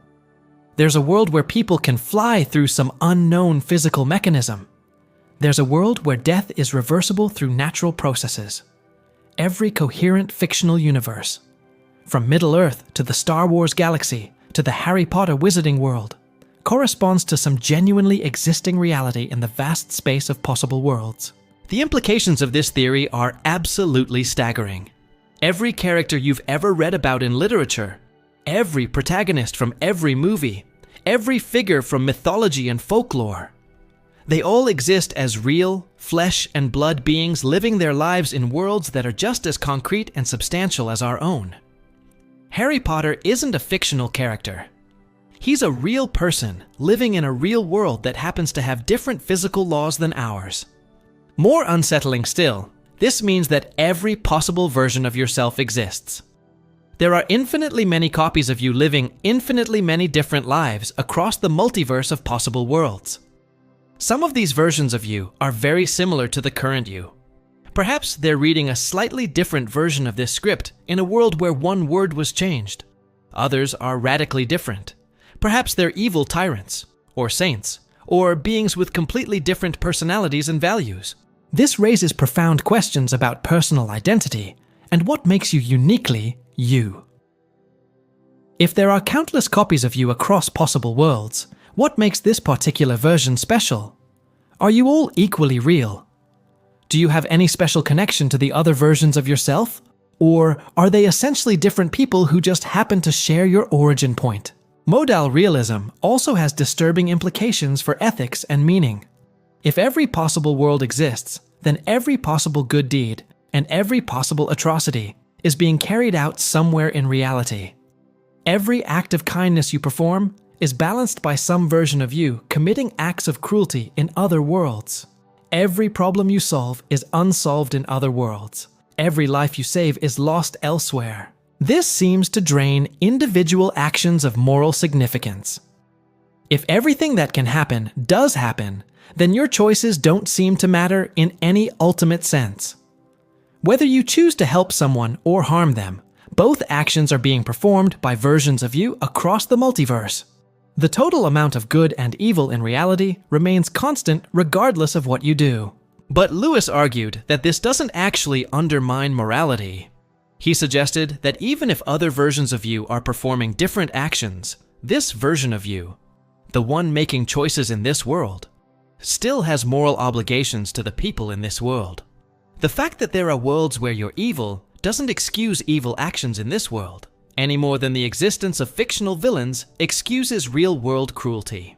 The theory also raises questions about knowledge and confirmation. If every possible world exists, then every possible theory or belief corresponds to some reality. There are worlds where flat Earth theory is correct, worlds where astrology works, worlds where every conspiracy theory is true. This seems to undermine our ability to distinguish between true and false theories, since every theory is true in some world. Lewis responded by arguing that we should care primarily about truth in our world, not truth across all possible worlds. When we investigate the nature of reality, we're trying to figure out which possible world we actually inhabit, not trying to catalog all the ways reality could be structured. But this raises the puzzling question of how we could ever know which world we're in. If there are worlds that are identical to ours up until this very moment, but diverge in the next instant, how can we know which trajectory our world will follow? There might be worlds where the scientific theories we accept will be overturned tomorrow by new evidence, and other worlds where they'll be confirmed. The implications extend to personal decision-making as well. If you're trying to decide between two career paths, there are worlds where you choose each path and worlds where each choice leads to happiness or misery. How should you make decisions when every possible outcome is being realized somewhere? Lewis suggested that you should still make decisions based on your evidence and values in this world, since those are the only tools you have access to. But modal realism does suggest that the stakes of individual decisions are both higher and lower than we typically think. Higher because your choices affect real people in this concrete world, but lower because every alternative is also being realized elsewhere. The theory also has implications for our understanding of properties and relations. If every possible world exists, then every possible way of being also exists. There are worlds where things have properties we can barely imagine. Colors beyond our perceptual range, emotions we've never felt, forms of consciousness we can't conceive. The space of possibility becomes a vast catalog of every way reality could be structured. Critics of modal realism argue that the theory is too extravagant to be believable. The claim that there are infinitely many concrete worlds containing every possible arrangement of matter and energy seems to violate principles of theoretical simplicity and parsimony. Why believe in such an enormous ontology when more modest theories might account for the same phenomena? Others argue that modal realism leads to paradoxes and contradictions. If every possible world exists, then there should be worlds where modal realism is false. But if modal realism is true, then it can't be false in any world. This seems to create a logical inconsistency in the theory itself. Still others question whether the theory really explains what it claims to explain. Lewis argued that modal realism provides a naturalistic account of properties, propositions, and possibilities without appealing to abstract objects or mysterious modal facts. But critics argue that the theory just pushes the mystery to a different level. Instead of wondering about abstract possibilities, we now have to wonder about the concrete existence of infinitely many worlds. Some philosophers have proposed more modest versions of modal realism that retain some of the theory's explanatory benefits without its most extravagant ontological commitments. They might argue that possible worlds exist as abstract objects rather than concrete realities, or that only some possible worlds exist rather than all of them. But Lewis insisted that half measures wouldn't work. He argued that either we take possible worlds seriously, as genuine realities that can ground facts about possibility and necessity, or we abandon the project of understanding modality in naturalistic terms. There's no middle ground that captures the theoretical benefits without the ontological costs. Whether or not modal realism is true, it forces us to think about the scope and nature of reality in radical new ways. If Lewis is correct, then reality is vastly larger and more diverse than we typically imagine. Every story that could be told is being lived by someone somewhere. Every question that could be asked has an answer in some world. Every dream that could be dreamed is someone's reality. In a modal realist universe, you are not alone in your experiences. countless versions of you are living countless variations of your life, facing similar challenges and opportunities across an infinite expanse of possibility. Whether this is comforting or terrifying depends partly on how you choose to relate to the vast community of selves that share your origins, but not your destiny. The theory suggests that existence itself is far richer and more abundant than we typically suppose. Rather than being a rare accident in a mostly empty universe, consciousness and experience are ubiquitous features of a reality that contains every possible way of being. In such a reality, the question isn't whether life has meaning, but which of the infinite meanings available across all possible worlds we choose to embrace in this particular corner of existence. Theory number 12. Causal loop theory. Prepare yourself for a theory that will twist your understanding of cause and effect into a pretzel. Causal loop theory suggests that it's possible for events to be their own cause through the mechanism of time travel, creating closed loops of causation, where effects precede their causes and events can literally bring about their own existence. This isn't just science fiction speculation. The theory emerges from serious work in physics on the nature of time and causation, combined with philosophical analysis of what would happen if time travel were possible. If we can travel backwards in time, then it becomes possible to create causal loops where an event in the future causes an event in the past, which in turn causes the original future event. Consider a simple example. Imagine you travel back in time and give your younger self the idea for an invention that you remember receiving as a child. Your adult self learned about the invention from your younger self, but your younger self only knew about it because your adult self traveled back to tell them about it. Where did the information about the invention originally come from? It seems to exist in a closed loop with no ultimate origin point. This creates what philosophers call bootstrap paradoxes, or ontological paradoxes. Information, objects, or even people can exist without ever having been created. They simply loop through time eternally, with each iteration causing the next, but no iteration being the first. The implications become even more mind-bending when we consider more complex causal loops. Imagine that you decide to become a physicist because you're inspired by meeting a time traveler from the future. You spend your life working on time travel technology and eventually succeed in building a time machine. You then travel back in time and inspire your younger self to become a physicist by appearing as the mysterious time traveler who originally motivated your career choice. In this scenario, your entire career and life path exists in a causal loop. You became a physicist because you met a time traveler, but you were only able to be that time traveler because you became a physicist. Your life story has no beginning. It's a closed circle of causation that maintains itself through time travel. But causal loops can involve much more than just individual decisions or inventions. They could potentially involve entire historical events, cultural movements, or even the fundamental structure of reality itself. Consider the possibility that some historical event occurred because of time travelers from the future who were trying to ensure that their own timeline remained stable. The event creates the future that sends back the time travelers, who then create the event. This leads to questions about historical inevitability and free will that are even more complex than those raised by traditional determinism. In a universe with causal loops, some events might be self-causing in the most literal sense. They happen because they happen, with no deeper explanation possible. The theory also raises profound questions about the nature of explanation and understanding. Science typically explains events by identifying their causes, but causal loops seem to create events that are ultimately self-explanatory. When we ask, why did X happen?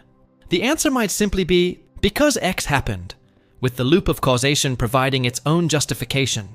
This connects to deep questions in the philosophy of science about the nature of scientific laws and explanations. If events can be their own causes, then the usual requirement that scientific explanations trace effects back to prior causes becomes problematic. We might need entirely new frameworks for understanding causation in a universe where time travel is possible. But causal loops also raise serious problems about logical consistency and rational decision-making. Consider what philosophers call the grandfather paradox. If you travel back in time and kill your grandfather before your parent is born, then you would never have been born to travel back in time and kill your grandfather. This seems to create a logical contradiction. One proposed solution is that causal loops must be self-consistent. Any action you take in the past must be compatible with the future you remember coming from.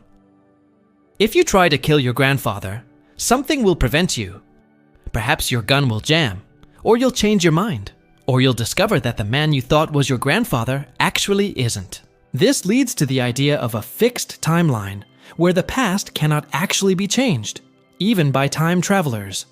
Everything that happened in the past, including the actions of time travelers, has always happened and will always happen. Time travel doesn't change history. It becomes part of history. But this creates its own puzzles about free will and agency. If you travel back in time, do you have the freedom to choose your actions, or are you constrained to act in ways that maintain the consistency of the timeline? Can you freely choose to kill your grandfather, knowing that something will prevent you, or does the logical requirement of consistency somehow constrain your choices? Some philosophers argue that causal loops are impossible precisely because they create these logical problems. They claim that a consistent theory of time travel must prohibit actions that would create paradoxes, perhaps through some unknown physical law or logical necessity. Others argue that causal loops are possible but would exist in parallel timelines rather than affecting our own history. When you travel back in time, you create a new branch of reality that develops independently of the original timeline. This avoids logical contradictions, but also means that time travel can't actually change the past. It can only create new alternative pasts. Still others embrace the paradoxes as revealing something deep about the nature of time and causation. Perhaps our ordinary concepts of cause and effect are inadequate for understanding a universe where time travel is possible. Perhaps we need to develop new logical and conceptual frameworks that can accommodate circular causation and self-creating events. The theory also has implications for moral responsibility and personal identity. If your actions in the past are constrained by the requirement of timeline consistency, are you morally responsible for those actions? Can you be praised or blamed for choices that were necessary to maintain causal consistency? Furthermore, if you interact with past versions of yourself, which version is the real you? Are you identical to your past self, or are you a different person who happens to share the same origin?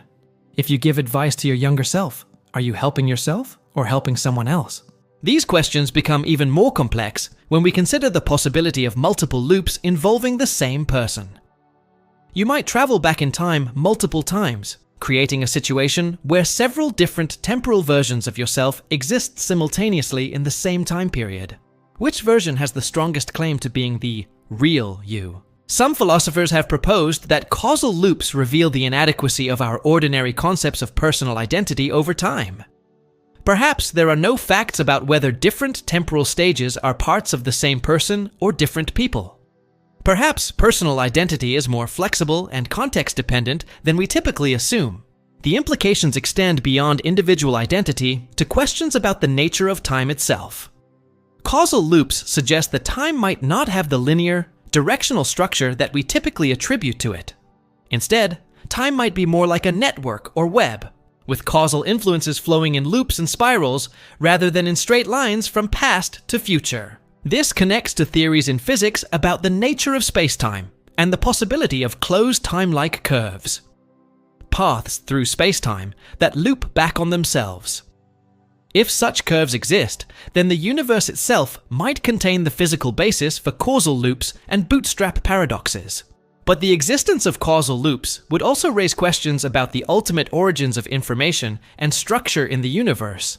If complex patterns, laws, or even conscious beings could exist in self-sustaining loops, then the question of how complexity arose from simplicity becomes even more mysterious.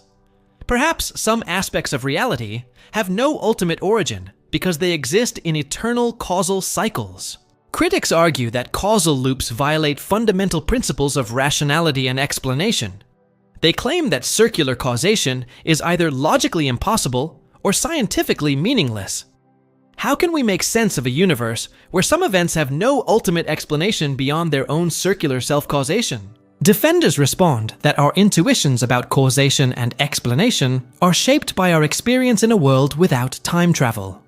If time travel is possible, then we need to be open to the possibility that causation works differently than we typically suppose. Perhaps circular causation is strange, but not impossible. And perhaps some events really are self-explaining in the most literal sense. Whether or not causal loops are actually possible, they force us to think more carefully about the nature of time, causation, and explanation. They reveal how much our ordinary concepts depend on assumptions about the linear flow of time and the unidirectional nature of causal influence. In a universe with causal loops, the question of why things happen becomes much more complex and mysterious. Some events might happen for reasons that trace back through linear chains of causation to ultimate origins.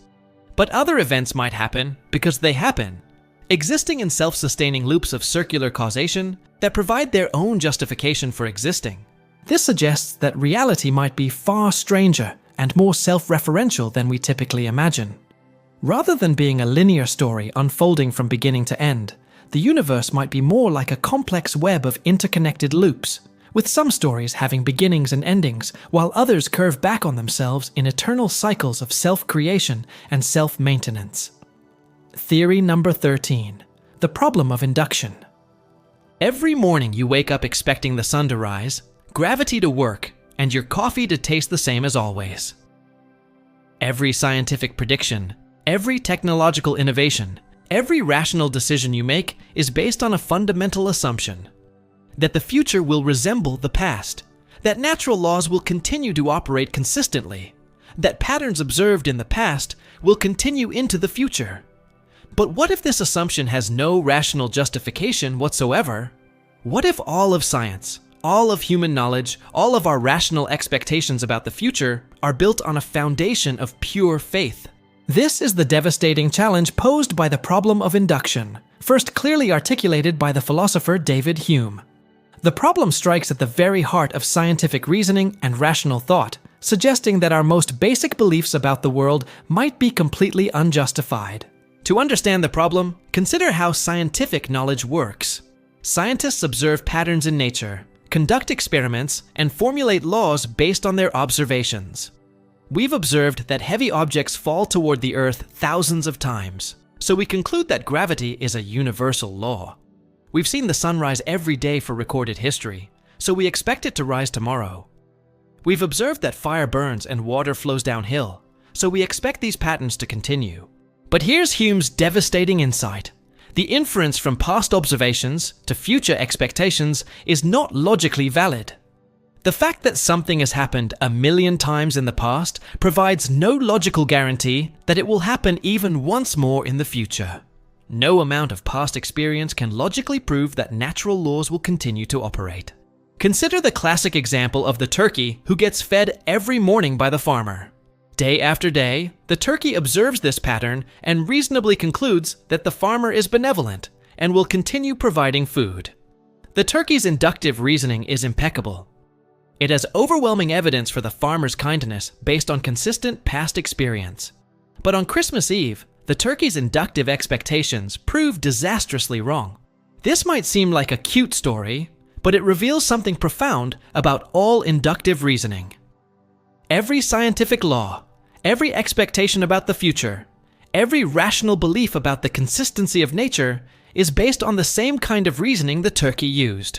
We assume that past patterns will continue, but we have no logical guarantee that this assumption is correct.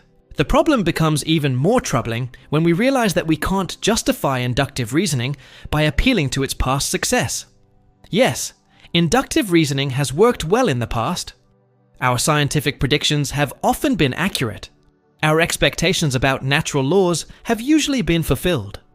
But using the past success of induction to justify future confidence in induction is circular reasoning. We're using inductive logic to justify inductive logic. It's like trying to prove that a scale is accurate by weighing it on itself. The fact that our method of reasoning has worked before doesn't prove it will work again, unless we already assume that past success predicts future success, which is exactly what we're trying to prove. This creates what philosophers call Hume's fork.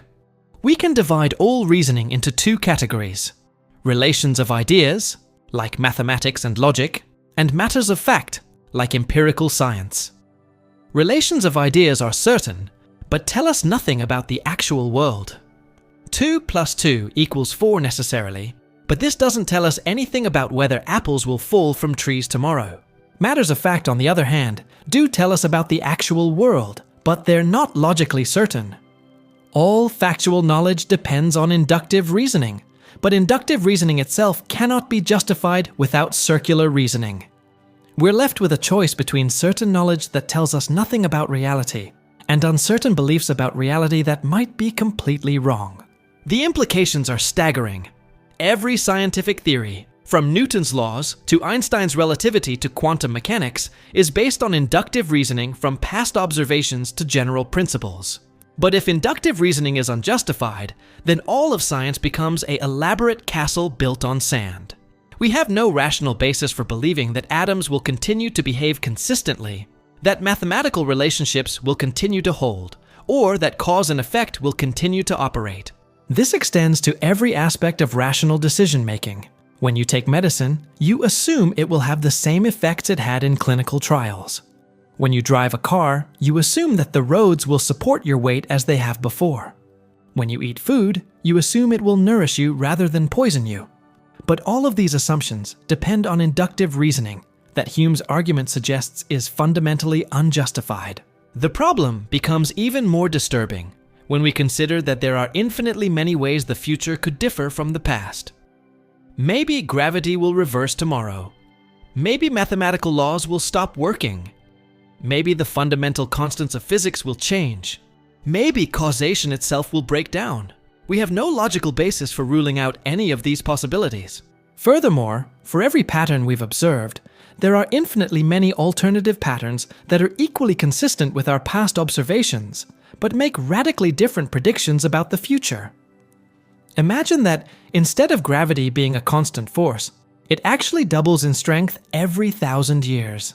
This hypothesis would be perfectly consistent with all of our historical observations, but it would predict catastrophic changes in the near future. The philosopher Nelson Goodman illustrated this with his famous GRU paradox. Imagine a property called GRU, which means green if observed before the year 2030, blue if observed after 2030. All emeralds observed so far have been GRU, since they've all been green, and we're still before 2030. But this gives us equal evidence that emeralds are green, and that they are GRU, even though these hypotheses make opposite predictions about emerald color after 2030. Goodman's paradox shows that any finite set of observations is compatible with infinitely many different hypotheses about future behavior. We can't determine which hypothesis is correct based purely on past evidence, because the evidence supports all of them equally well. Some philosophers have tried to solve the problem of induction by arguing that inductive reasoning is rational even if it's not logically certain. They claim that inductive methods are more likely to lead to truth than alternative methods, or that they're justified by their practical success, or that they're built into the very nature of rational thought. But Hume's challenge cuts deeper than these responses suggest. If we don't know whether inductive methods are reliable, then we can't know whether they're more likely to lead to truth than alternatives.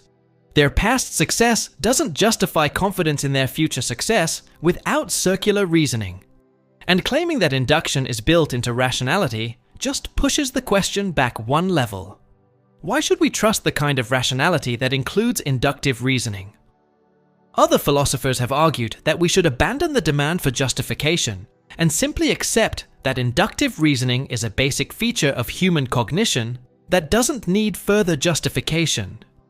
On this view, asking for a justification of induction is like asking for a justification of logic itself. It's a category error that misunderstands the nature of basic cognitive practices. But this response seems to give up on the project of rational justification rather than solving the problem. If our most fundamental beliefs about the world are just arbitrary features of human psychology, then the distinction between rational and irrational beliefs becomes unclear. Still, other philosophers have proposed that the problem of induction reveals the inadequacy of traditional concepts of knowledge and justification. Perhaps we need to develop new epistemological frameworks that can accommodate the inherent uncertainty of empirical knowledge without demanding impossible standards of logical certainty. Pragmatist philosophers argue that the problem of induction is a pseudo-problem created by unrealistic demands for certainty. They claim that inductive reasoning is justified by its practical utility rather than by its logical foundations. We should use inductive methods not because we can prove they're reliable, but because they work better than alternatives for achieving our practical goals. But critics respond that this pragmatic approach doesn't really solve the problem. It just changes the subject. The question isn't whether inductive reasoning is useful, but whether it's rational to believe that it will continue to be useful in the future. And answering that question seems to require the same kind of inductive reasoning that we're trying to justify. Contemporary philosophers have proposed various technical solutions involving probability theory, decision theory, and formal models of scientific reasoning. They argue that while we can't prove that inductive reasoning will succeed, we can show that it's rational to act as if it will succeed, or that it's the best strategy available given our uncertainty about the future.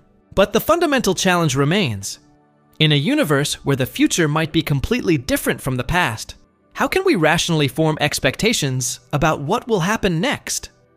Every scientific prediction, every technological innovation, every rational decision assumes that nature will continue to operate according to the patterns we've observed.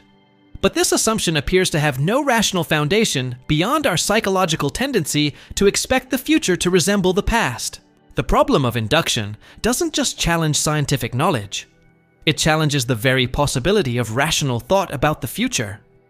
If Hume is right, then every time we form an expectation, make a plan, or rely on past experience to guide future action, we're making a leap of faith that goes beyond anything our evidence can justify. Whether or not the problem of induction can be solved, it serves as a powerful reminder of the uncertainty that underlies all human knowledge. It forces us to confront the possibility that our most confident beliefs about the world might be nothing more than habits of thought that have worked well in the past but have no guarantee of working in the future. In a world where the problem of induction is unsolved, every scientific discovery becomes more precious and more fragile. Every rational expectation becomes an act of hope rather than certainty, and every successful prediction becomes a small miracle rather than a logical consequence of our knowledge. Perhaps the mystery isn't why inductive reasoning works, but why we ever expect it to work at all. Theory number 14, moral realism.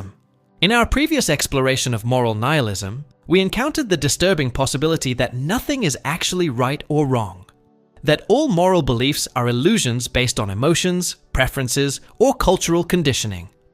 But there's another philosophical position that takes the exact opposite view: moral realism. The theory that moral facts are objective features of reality that exist independently of what anyone believes or feels about them. According to moral realists, when you say torture is wrong or helping others is good, you're not just expressing a personal preference or cultural norm. You're stating objective facts about the world that are either true or false, regardless of anyone's opinions or attitudes. Moral truths are discovered rather than created, just like mathematical truths or scientific laws. This might seem obvious at first. Most people feel strongly that certain actions are genuinely right or wrong, not just matters of taste or cultural convention. The idea that torturing innocent people for fun is objectively evil, that helping those in need is objectively good, and that justice is objectively better than injustice seems to accord with our deepest moral intuitions. But moral realism faces serious challenges when we try to understand what moral facts actually are and how we could possibly know them. If rightness and wrongness are objective properties that exist in the world, where exactly are they located? When we examine a murder in complete physical detail, every neural firing, every muscle contraction, every molecular interaction, we don't see the property of wrongness anywhere in the causal structure of events. This creates what philosophers call the location problem for moral properties. Physical properties like mass, charge, and velocity are clearly located in space and time and play clear causal roles in physical processes. But moral properties seem to be nowhere to be found in the physical description of reality. How can objective moral facts exist in a world that science describes purely in terms of particles, forces, and fields? Moral realists have proposed various solutions to this challenge. Some argue that moral properties are supervenient on physical properties. They're determined by physical facts, but constitute a higher level of description, similar to how biological or psychological properties relate to chemistry and physics. On this view, an action's wrongness is fixed by its physical properties, but wrongness itself is a distinct moral property that emerges from those physical facts. Others propose that moral facts are constituted by natural facts about human flourishing, rational agency, or social cooperation. Perhaps good just means promotes human well-being, or rational agents would choose under ideal conditions. This naturalistic approach tries to reduce moral properties to complex but ordinary empirical properties that we can study scientifically. Still others argue that moral properties are irreducible features of reality that can't be defined in terms of non-moral properties. On this view, goodness, rightness, and justice are basic features of the universe, similar to how mass and charge are basic physical properties. We can't explain what goodness is in terms of anything more fundamental. We can only point to examples and trust our moral intuitions to recognize it. But this raises the equally puzzling epistemological problem for moral realism. If moral facts exist independently of our beliefs and attitudes, how could we possibly know what they are? We learn about physical facts through sensory experience and scientific investigation, but moral facts don't seem to be accessible through these methods. You can't see wrongness under a microscope or detect goodness with an instrument. You can't run controlled experiments on justice or measure the wavelength of virtue. If moral facts exist independently of human psychology and culture, then it's mysterious how humans could have evolved the ability to detect them, or why different people would converge on similar moral beliefs. Some moral realists argue that we have a special faculty of moral intuition that allows us to perceive moral facts directly, similar to how we use sensory perception to detect physical facts. They claim that when you see someone being tortured and immediately recognize that it's wrong, you're having a genuine cognitive experience that puts you in contact with objective moral reality. But critics point out that moral intuitions vary dramatically across cultures and individuals, unlike sensory perceptions, which tend to be much more consistent. If we have a reliable faculty for detecting moral facts, why do people disagree so fundamentally about what's right and wrong? Why haven't moral disputes been resolved the way scientific disputes are resolved? Other moral realists propose that moral knowledge is gained through rational reflection rather than special intuition. They argue that moral truths can be discovered through careful reasoning about concepts like fairness, autonomy, well-being, and rational choice. On this view, moral philosophy is similar to mathematics. It uses pure reasoning to discover necessary truths about abstract structures. This leads to theories that try to derive moral conclusions from rational principles. Kantian ethics argues that moral truths follow from the requirements of rational agency. Utilitarian theories claim that moral facts are determined by objective facts about well-being and consequences.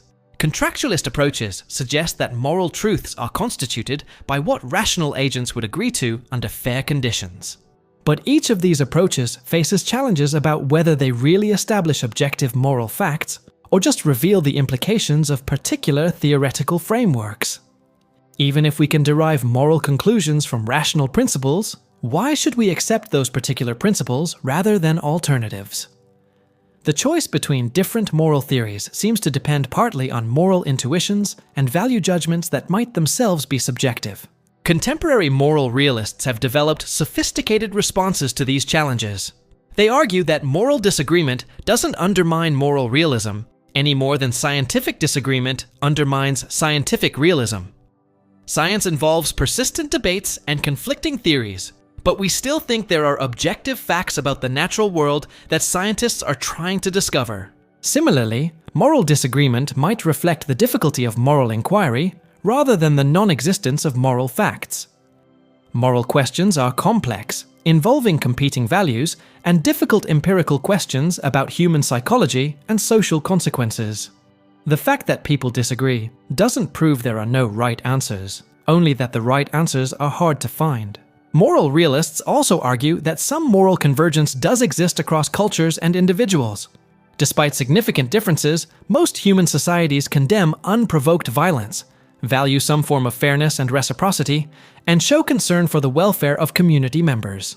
This suggests that humans might have some shared capacity for recognizing moral truths, even if this capacity is imperfect and culturally influenced. Furthermore, moral realists point out that we seem to engage in genuine moral reasoning and moral progress. We give reasons for our moral beliefs, change our minds in response to arguments, and recognize that some moral views are better supported than others. We also seem to make moral progress over time. Most people now recognize that slavery is wrong, that women deserve equal rights, and that we have obligations to prevent unnecessary suffering. This pattern of reasoning and progress suggests that we're engaging with objective moral facts, rather than just expressing arbitrary preferences. If moral beliefs were purely subjective, it would be mysterious why moral arguments have any force, or why moral views would improve over time. But critics argue that apparent moral progress might just reflect changes in power relations, economic conditions, or cultural evolution, rather than discovery of objective moral truths. Perhaps what we call moral progress is just the dominance of particular moral frameworks that happen to serve certain interests or reflect specific historical circumstances. The debate over moral realism connects to fundamental questions about the nature of reality and knowledge. If moral realism is true, then reality contains facts about value and obligation that go beyond the purely descriptive facts studied by science. This might require expanding our understanding of what exists in the universe to include normative as well as descriptive properties. It also connects to questions about human nature and the possibility of moral knowledge. If moral facts exist, then humans seem to have some capacity for recognizing them, which suggests that morality is not just a human invention, but a genuine aspect of reality that we can discover and understand. This has profound implications for how we approach moral disagreements and moral uncertainty. If moral realism is true, then moral disputes aren't just clashes of opinion or preference. They're disagreements about objective matters of fact.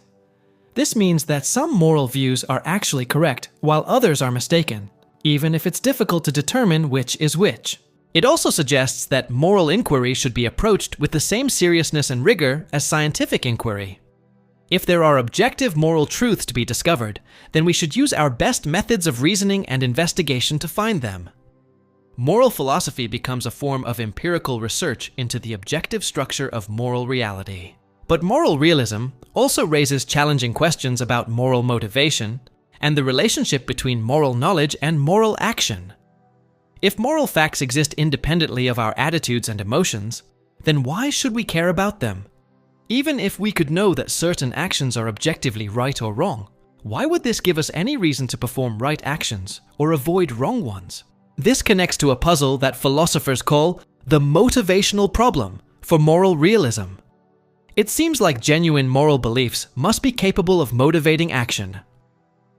If you really believe that helping others is morally required, this belief should tend to motivate you to help others.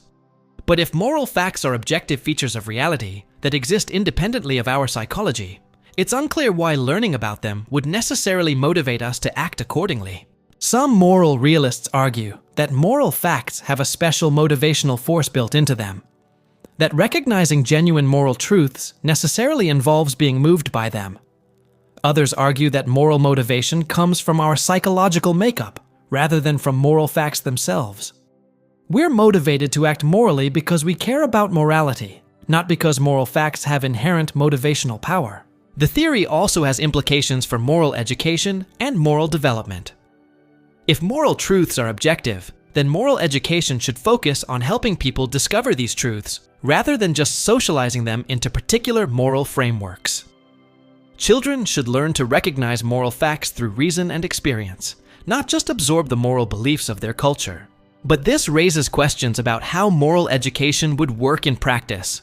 If moral truths are difficult to discover, even for trained philosophers, how can we expect children or ordinary adults to reliably identify them?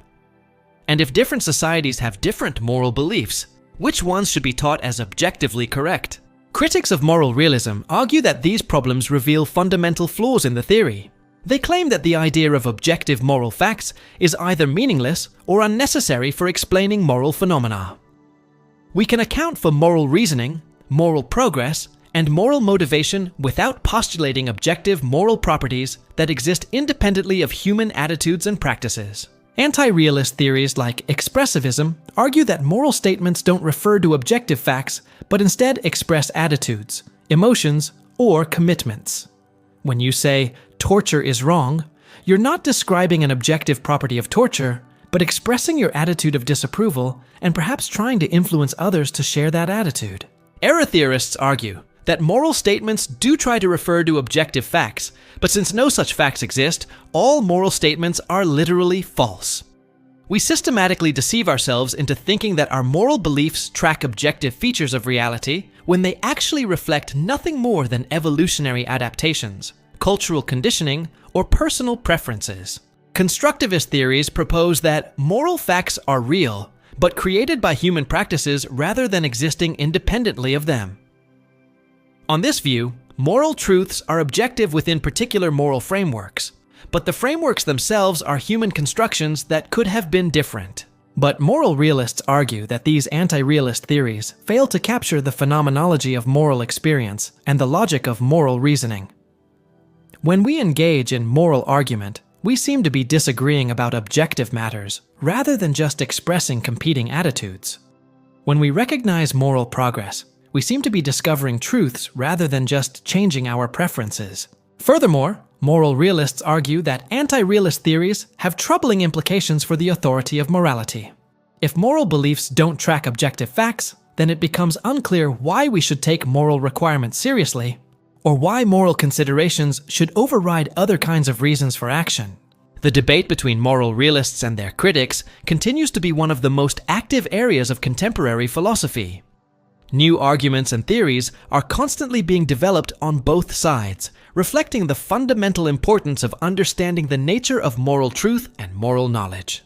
Whether or not moral realism is ultimately correct, it represents a bold attempt to preserve the objectivity and authority of moral judgment in the face of challenges from relativism, subjectivism, and scientific naturalism. It suggests that moral questions have genuine answers that we can discover through careful inquiry, and that moral progress represents a real advance in human understanding rather than just a change in attitudes or preferences. In a morally realist universe, your moral beliefs and actions have objective significance that goes beyond their effects on your own psychology or social relations. When you act rightly, you align yourself with the objective structure of moral reality. When you act wrongly, you violate genuine moral facts that exist independently of what anyone thinks or feels about them. This places enormous responsibility on moral agents, while also providing the possibility of genuine moral knowledge and moral progress. If moral realism is true, then the stakes of moral inquiry and moral action are as high as the stakes of any other form of inquiry into objective reality. Getting morality right isn't just important for practical or social reasons. It's important because moral truth is a genuine aspect of the universe that deserves our most careful attention and respect. Theory number 15. Many worlds interpretation. Prepare yourself for the most mind-bending theory yet. One that emerges not from pure philosophy, but from quantum physics itself, yet has implications so profound that it completely transforms how we understand identity, existence, and reality. The many worlds interpretation suggests that every time a quantum measurement occurs, the universe splits into multiple parallel realities, with each possible outcome occurring in a different branch. This means that right now, there are countless copies of you living out every possible variation of your life across an infinite multiverse of parallel worlds. This isn't science fiction or wild speculation. The many worlds interpretation was developed by physicist Hugh Everett III in 1957 as a serious solution to fundamental problems in quantum mechanics. It's supported by many prominent physicists and represents one of the main approaches to understanding the strange behavior of quantum systems. To understand the theory, we need to grasp the basic puzzle of quantum mechanics. At the quantum level, particles don't have definite properties until they're measured. Instead, they exist in superpositions, combinations of all possible states simultaneously. An electron can be spinning both clockwise and counterclockwise at the same time. A photon can be in multiple locations simultaneously. A radioactive atom can be both decayed and not decayed. But when we measure these quantum systems, we always find them in definite states. The electron is spinning either clockwise or counterclockwise, never both. The photon is detected at one specific location. The atom is either decayed or intact. This transition from indefinite superposition to definite measurement outcome is called the collapse of the wave function, and it's one of the deepest mysteries in physics. The many worlds interpretation provides a radical solution. The wave function never collapses. Instead, when a measurement occurs, the universe splits into multiple branches, with each possible outcome occurring in a different branch. From the perspective of observers within each branch, it appears that only one outcome occurred, but in reality, all outcomes occur in parallel worlds. Consider the famous thought experiment of Schrödinger's cat. A cat is placed in a box with a quantum device that has a 50% chance of killing the cat within an hour. According to quantum mechanics, before we open the box, the cat exists in a superposition of being both alive and dead simultaneously. But when we open the box, we always find the cat in a definite state. Either alive or dead, never both. The many worlds interpretation says that when we open the box, the universe splits into two branches. In one branch, we find the cat alive. In the other branch, we find the cat dead. Both outcomes are equally real, but we can only observe one of them because we exist in only one branch of the multiverse. Now extend this logic to every quantum event in the universe. Every time a photon hits your eye, every time a neuron fires in your brain, every time an atom decays in your body, the universe splits into multiple branches corresponding to all the different possible outcomes. The number of parallel worlds multiplies exponentially with each passing moment, creating an infinite and ever-expanding multiverse of possibilities. This means that there are countless copies of you living parallel lives right now. There's a version of you where you made different career choices, different relationship decisions, different moment-to-moment choices throughout your entire life. Every time you faced a decision that involved any quantum uncertainty, which is essentially every decision, since your brain operates through quantum processes, the universe split to accommodate all possible choices. There's a version of you that never left your hometown, a version that moved to a different country, a version that studied different subjects in school. There's a version where you met your spouse earlier or later, or not at all, a version where you had different children or no children, a version where you pursued different dreams and ambitions. But it goes far deeper than just different life choices. There are versions of you with different personalities, different memories, different physical characteristics, all depending on the quantum events that shaped your development from conception onward. There are versions where random quantum events in your brain led to different thoughts at crucial moments, changing the entire trajectory of your mental development. The implications are staggering. Every possible version of your life that could have resulted from different quantum outcomes is actually being lived by some version of you in some parallel world. You are not just one person living one life. You are an infinite collection of people living every possible variation of your life simultaneously. This completely transforms how we think about identity and decision-making. When you choose between two options, you're not really choosing at all. Both choices are made by different versions of you in different branches of the multiverse. Every path not taken is actually taken by another version of yourself. But here's where it gets even stranger. You can never communicate with or observe these other versions of yourself. Each branch of the multiverse is causally isolated from all the others. The version of you reading this sentence will never encounter the version of you that chose not to read it, even though both versions are equally real and equally you. This leads to profound questions about what makes you you. If there are countless copies of you living different lives, what makes this particular copy special? Why are you experiencing this particular branch of the multiverse rather than one of the others? The theory suggests that all versions of you have equally valid claims to being the real you. The many worlds interpretation also has disturbing implications for probability and decision-making. In ordinary thinking, we worry about low probability bad outcomes because we want to avoid them. But if many worlds is correct, then every possible outcome occurs with certainty in some branch. It's just a matter of which branch you'll find yourself in. This creates what philosophers call the quantum suicide problem. If there are branches where you survive and branches where you die from any risky activity, And if your consciousness somehow continues only in branches where you survive, then from your subjective perspective, you would seem to be immortal. You would never experience dying, because you would always find yourself in branches where you survived. But this reasoning leads to absurd conclusions. It would suggest that you should take enormous risks because you'll always survive from your own perspective. It would also suggest that as you age, you should expect to find yourself in increasingly improbable branches where aging stops or reverses, since those would be the only branches where your consciousness continues. Most physicists reject these extreme implications, while still accepting the many worlds interpretation. They argue that probability still matters because it determines the measure or weight of different branches. Branches with higher quantum probability have more reality or thickness than branches with lower probability, so you should still expect to find yourself in more probable branches. But this raises questions about what it means for one branch to be thicker or more real than another. If all branches exist equally, why should probability weights matter? And how could you ever verify that you're in a high probability branch rather than a low probability one? The theory also raises questions about moral responsibility and ethical decision-making. If every possible choice is made by some version of you, are you responsible for the choices made by other versions? Should you feel guilty about the bad choices made by alternate versions of yourself? Should you feel proud of the achievements of more successful versions? Some philosophers argue that you should only be held responsible for the choices made by this particular version of yourself in this particular branch. Others suggest that you have some kind of collective responsibility for all the choices made by all versions of yourself across the multiverse. The many worlds interpretation also has implications for how we understand death and survival.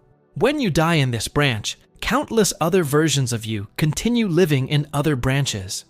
In a sense, you never truly die. There are always versions of you continuing to exist somewhere in the multiverse. But is this really a form of immortality? Or is it just the survival of other people who happen to be very similar to you? If each branch is causally isolated from the others, then the survival of other versions of you might not provide any consolation for your own mortality in this branch. Critics of the many worlds interpretation argue that it violates principles of scientific parsimony by postulating an infinite number of unobservable parallel worlds. They claim that a theory that multiplies entities so extravagantly should be rejected in favor of simpler alternatives.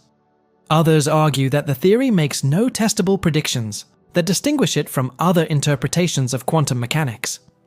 If we can never observe or interact with other branches, then the claim that they exist seems scientifically meaningless.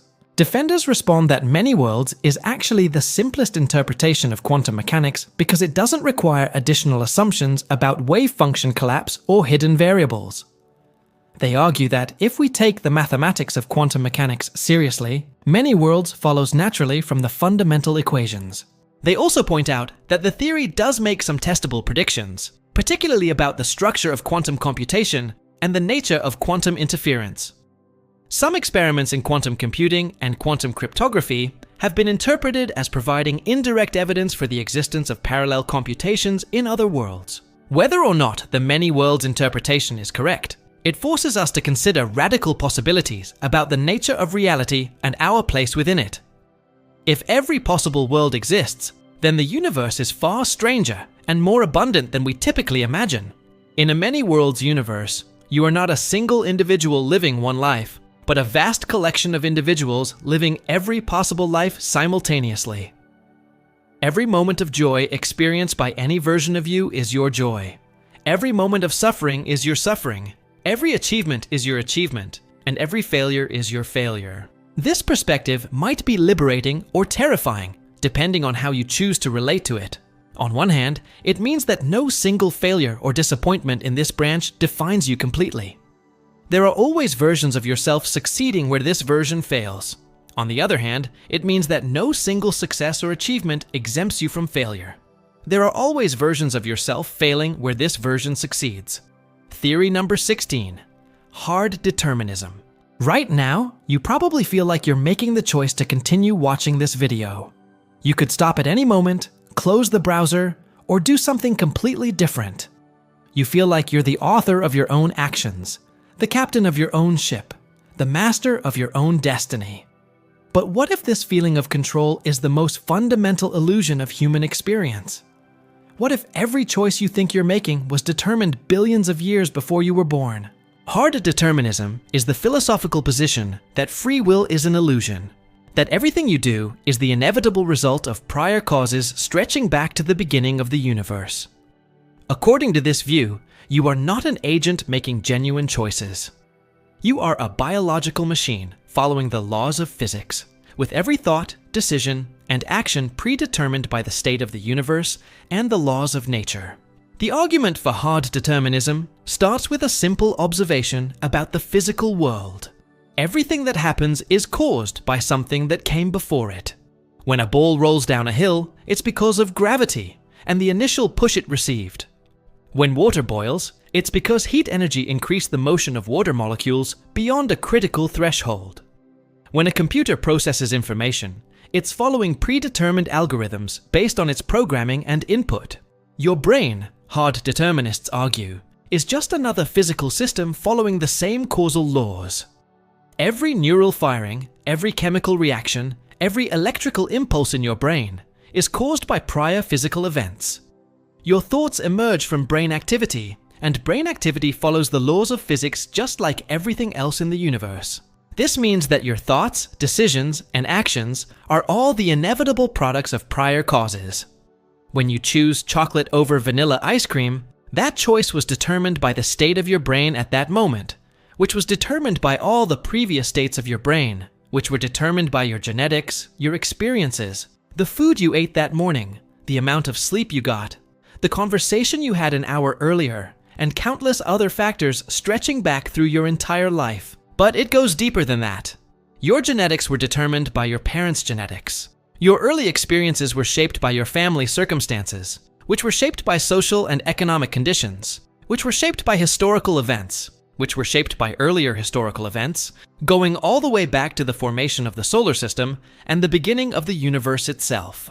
In this view, the Big Bang set in motion a vast chain of cause and effect that inevitably led to every detail of your current situation.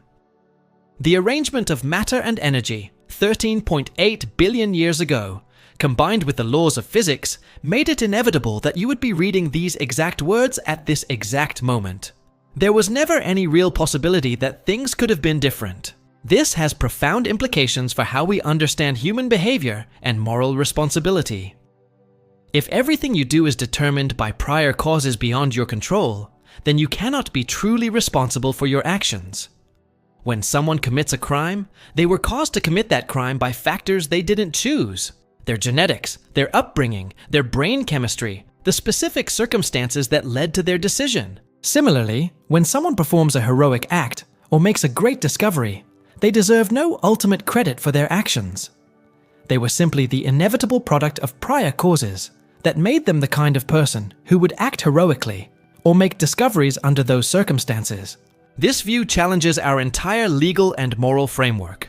We punish criminals because we think they chose to do wrong, and we could have chosen differently. We praise heroes because we think they chose to do right when they could have acted selfishly. But if hard determinism is true, then both the criminals and heroes were simply playing out the roles that the laws of physics assigned to them. The theory also has disturbing implications for personal meaning and motivation. If everything you do is predetermined, then why try to achieve anything? Why work toward goals, make plans, or attempt to improve yourself? Your efforts are either predetermined to succeed or predetermined to fail, regardless of what you consciously decide to do. Hard determinists respond that the feeling of choice and the experience of deliberation are themselves part of the causal process.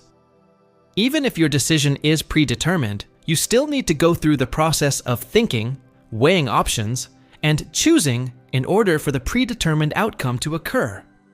Your sense of agency is an illusion, but it's a necessary illusion that plays a causal role in producing behavior. They also argue that moral responsibility can be reconceived in terms of social utility rather than ultimate desert. We might punish harmful behavior, not because people ultimately deserve punishment, but because punishment helps modify future behavior and protect society. We might praise beneficial behavior, not because people ultimately deserve praise, but because praise encourages more beneficial behavior. But critics argue that hard determinism faces serious problems. First, there's the issue of quantum indeterminacy. Modern physics suggests that some events at the quantum level are truly random rather than determined by prior causes. If quantum randomness affects brain processes, then our actions might be partly undetermined. Though random events don't seem to provide the kind of free will we intuitively desire either. More fundamentally, hard determinism seems to be self-defeating. If the theory is true, then the hard determinists' belief in the theory was caused by prior factors, not by rational evaluation of evidence and arguments. Similarly, if someone rejects hard determinism, that rejection was also causally determined rather than based on genuine reasoning. This creates what philosophers call the consequence argument in reverse. If determinism is true, then no one's beliefs are the result of free rational inquiry. They're all just the products of causal chains stretching back to the beginning of time. This seems to undermine the epistemic authority of any argument, including arguments for determinism itself. Some philosophers have tried to develop compatibilist positions that preserve some form of free will within a deterministic framework. They argue that you can be free as long as your actions flow from your own desires and rational deliberation, even if those desires and that deliberation are themselves causally determined. On this view, you act freely when you do what you want to do for reasons you endorse, even if your wants and reasons are products of prior causes. A person who chooses chocolate ice cream acts freely if they genuinely prefer chocolate and choose it for that reason, regardless of what caused them to have that preference. But hard determinists argue that compatibilist definitions of free will miss the point. What we really want when we talk about free will is ultimate responsibility, the ability to be the ultimate source of our actions. If our desires, values, and reasoning processes are all products of prior causes beyond our control, then we cannot be ultimately responsible for actions that flow from them. Consider a more concrete example. Imagine a person who was abused as a child and develops psychological problems that lead them to commit violence as an adult. A compatibilist might say this person acts unfreely because their actions don't flow from their authentic desires, but from psychological damage. But now imagine a person who had a loving upbringing that instilled strong moral values, leading them to dedicate their life to helping others. The compatibilist would say this person acts freely because their helpful actions flow from their authentic moral commitments. But the hard determinist points out that both people are equally products of their circumstances. The fact that one person's causal history was more pleasant doesn't make them more ultimately responsible for who they became. Recent developments in neuroscience have provided new evidence that seems to support hard determinism. Studies using brain imaging have found that unconscious brain activity can predict people's decisions several seconds before they report being aware of making those decisions. This suggests that conscious choice might be more of an afterthought than a genuine cause of behavior. Other studies have shown that people's moral judgments, political beliefs, and aesthetic preferences can be influenced by factors they're completely unaware of. The temperature of the room, what they had for lunch, whether they've been primed with certain words or images. This suggests that even our most reflective and important decisions might be shaped by factors beyond our conscious control. But critics argue that these studies don't prove hard determinism. The fact that some decisions can be predicted or influenced doesn't prove that all decisions are determined. Moreover, the prediction studies typically involve simple, arbitrary choices rather than complex moral decisions involving careful deliberation. The debate over free will connects to fundamental questions about the nature of consciousness, personal identity, and moral responsibility. If hard determinism is true, it would require us to radically reconceptualize human nature and social institutions. We might need to replace punitive justice systems with therapeutic approaches focused on changing harmful behavior patterns. We might need to abandon meritocratic ideologies that assume people deserve their successes and failures. We might need to develop new frameworks for understanding personal relationships, achievements, and meaning. Some philosophers argue that we should act as if we have free will, even if hard determinism is true. They claim that the belief in free will is necessary for human motivation, moral behavior, and social cooperation regardless of its truth value. Others argue that embracing hard determinism could be liberating. It might reduce hatred and resentment by helping us understand that harmful behavior is a product of circumstances rather than evil choices. It might increase compassion by recognizing that everyone is doing the best they can given their causal history. But hard determinism also raises questions about its own practical implications.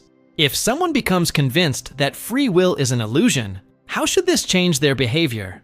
Should they stop trying to achieve goals, since their success or failure is already predetermined? Should they abandon moral commitments, since praise and blame are ultimately inappropriate? Most hard determinists argue that learning about determinism shouldn't radically change behavior, because the knowledge itself becomes part of the causal process that shapes future actions. If believing in determinism makes you more compassionate or less judgmental, then those changes were themselves part of the determined unfolding of events. The theory also connects to questions about personal identity over time. If you are just a collection of causally determined physical processes, then what makes you the same person from one moment to the next? Are you identical to your past and future selves? Or are you just causally connected to them? Hard determinism suggests that personal identity might be more like the identity of a river, a continuous flow of causally connected events, rather than a persistent substance. Just as a river is constantly changing while maintaining its identity through causal continuity, you might be a constantly changing pattern of physical processes unified only by causal connections. Whether or not hard determinism is true, it forces us to examine our deepest assumptions about agency, responsibility, and the nature of human action. It challenges us to consider whether our sense of being free agents might be the most fundamental illusion of human experience. In a hard determinist universe, every choice you think you're making was inevitable from the moment the universe began. Your personality, your values, your decisions, your entire life story are just the way the universe had to unfold, given the laws of physics and the initial conditions billions of years ago. This might be terrifying or liberating, depending on your perspective. On one hand, it suggests that you have no ultimate control over your destiny and bear no ultimate responsibility for your actions. On the other hand, it suggests that everyone else is in the same situation. No one deserves ultimate blame for their failures or ultimate credit for their successes. Perhaps the most profound implication is that if hard determinism is true, then even your response to learning about hard determinism is itself determined by prior causes. Whether you find the theory convincing or absurd, whether it makes you feel liberated or trapped, whether it changes your behavior or leaves it unchanged. All of this was set in motion long before you were born by the inexorable unfolding of cause and effect that began with the birth of the universe itself. Theory number 17. Eternal return.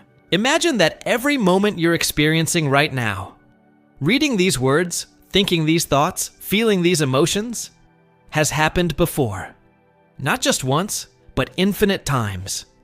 Imagine that every detail of your life, from your birth to your death, from your greatest triumphs to your most embarrassing moments, will repeat endlessly throughout eternity, exactly as it occurred the first time. This is the theory of eternal return, most famously articulated by the philosopher Friedrich Nietzsche. According to this view, time is cyclical rather than linear, and the entire universe repeats itself in identical cycles throughout infinite time. Every atom returns to the same position, every event unfolds in exactly the same way, and every life is lived over and over again without the slightest variation. Nietzsche didn't necessarily believe that eternal return was literally true. He sometimes presented it as a thought experiment rather than a metaphysical doctrine. But he argued that we should live as if it were true, because the idea has profound implications for how we understand meaning, value, and the significance of our choices. The theory rests on several assumptions about the nature of time and the universe. If time is infinite but matter and energy are finite, then there are only a limited number of possible arrangements of atoms and forces.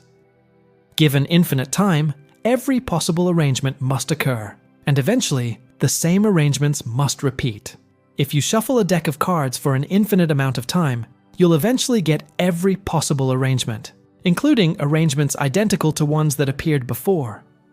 Applied to the universe, this suggests that given infinite time and finite matter, the exact arrangement of atoms that constitutes your current moment must recur infinitely many times. Not just similar arrangements, but precisely identical arrangements down to the position and momentum of every particle. But this isn't just repetition at the level of physics. It's repetition of experience, consciousness, and lived existence. The version of you reading this sentence has read it infinite times before, and will read it infinite times again. Every thought you've ever had, every emotion you've ever felt, every decision you've ever made will be repeated exactly in infinite future cycles.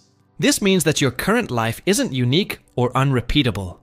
It's one iteration of an eternal pattern that has played out countless times and will continue playing out forever. The version of you that exists right now has existed infinite times before, living exactly the same life with exactly the same experiences, making exactly the same choices, having exactly the same thoughts. The implications are both terrifying and potentially liberating. On the terrifying side, every moment of suffering in your life will be repeated endlessly. Every pain, every loss, every moment of despair, every embarrassing mistake will occur again and again throughout eternity. If you've experienced depression, that depression will recur in every cycle. If you've lost loved ones, you'll lose them again infinite times. But every moment of joy, love, beauty, and achievement will also repeat endlessly. Every laugh with friends, every moment of wonder at natural beauty, every experience of love or creativity or discovery will be yours again and again throughout infinite time. Your greatest triumphs and happiest moments are not lost to the past. They are eternal features of reality that will return infinitely. Nietzsche argued that eternal return should serve as the ultimate test of how we evaluate our lives. If you knew that you would have to live your exact life infinite times, with no possibility of changing anything, would you embrace this prospect or be horrified by it? Would you say yes to your existence as it actually is? Or would you wish desperately that things could be different? This creates what Nietzsche called amor fati, love of fate. The person who has truly affirmed life doesn't just accept their existence, but actively loves it, including all its pain and suffering. They would choose to live the same life infinite times because they recognize that the difficulties and joys are inseparably connected. You can't have the peaks without the valleys. But eternal return also raises profound questions about the meaning and significance of our choices. If everything repeats exactly, then do our decisions actually matter? Why try to improve yourself, help others, or create something beautiful if everything is predetermined to unfold in exactly the same pattern? Nietzsche argued that this misses the point. The eternal return doesn't make our choices meaningless. It makes them infinitely meaningful. Every moment of your life becomes eternally significant because it will be repeated forever. The kindness you show to a stranger, the effort you put into your work, the love you express to your family. These don't become meaningless because they repeat. They become part of the eternal fabric of reality. Moreover, the theory suggests that we should live as if our choices are creating the pattern that will repeat eternally. Even if the repetition is inevitable, you are still living the original that determines what will be repeated. The life you choose to live becomes the template for infinite future iterations. This leads to a unique form of ethical thinking. Instead of asking, "What should I do?" or "What will make me happy?" Eternal return asks, "What kind of life would I want to live infinite times?" This might lead to different choices than conventional ethical approaches would suggest. For example, a utilitarian might sacrifice their own happiness for the greater good, but someone embracing eternal return might ask whether they would want to live a life of self-sacrifice infinitely many times. A hedonist might pursue immediate pleasures, but eternal return asks whether a life of pure pleasure-seeking would be worth repeating forever. The theory also transforms how we think about death and mortality. In the standard view, death is the end of existence. Once you die, you cease to exist forever. But under eternal return, death is just a transition to the next cycle. You will be born again, live the same life again, and die the same death again, infinitely. This might seem to offer a form of immortality, but it's a strange kind of immortality.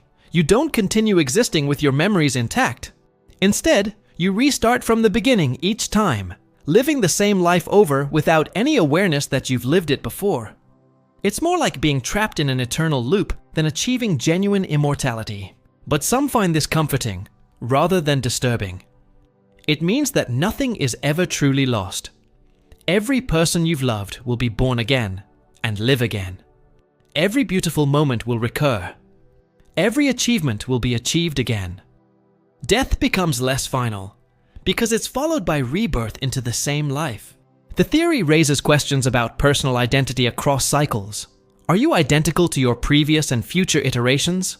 Or are they different people who happen to have the same life story?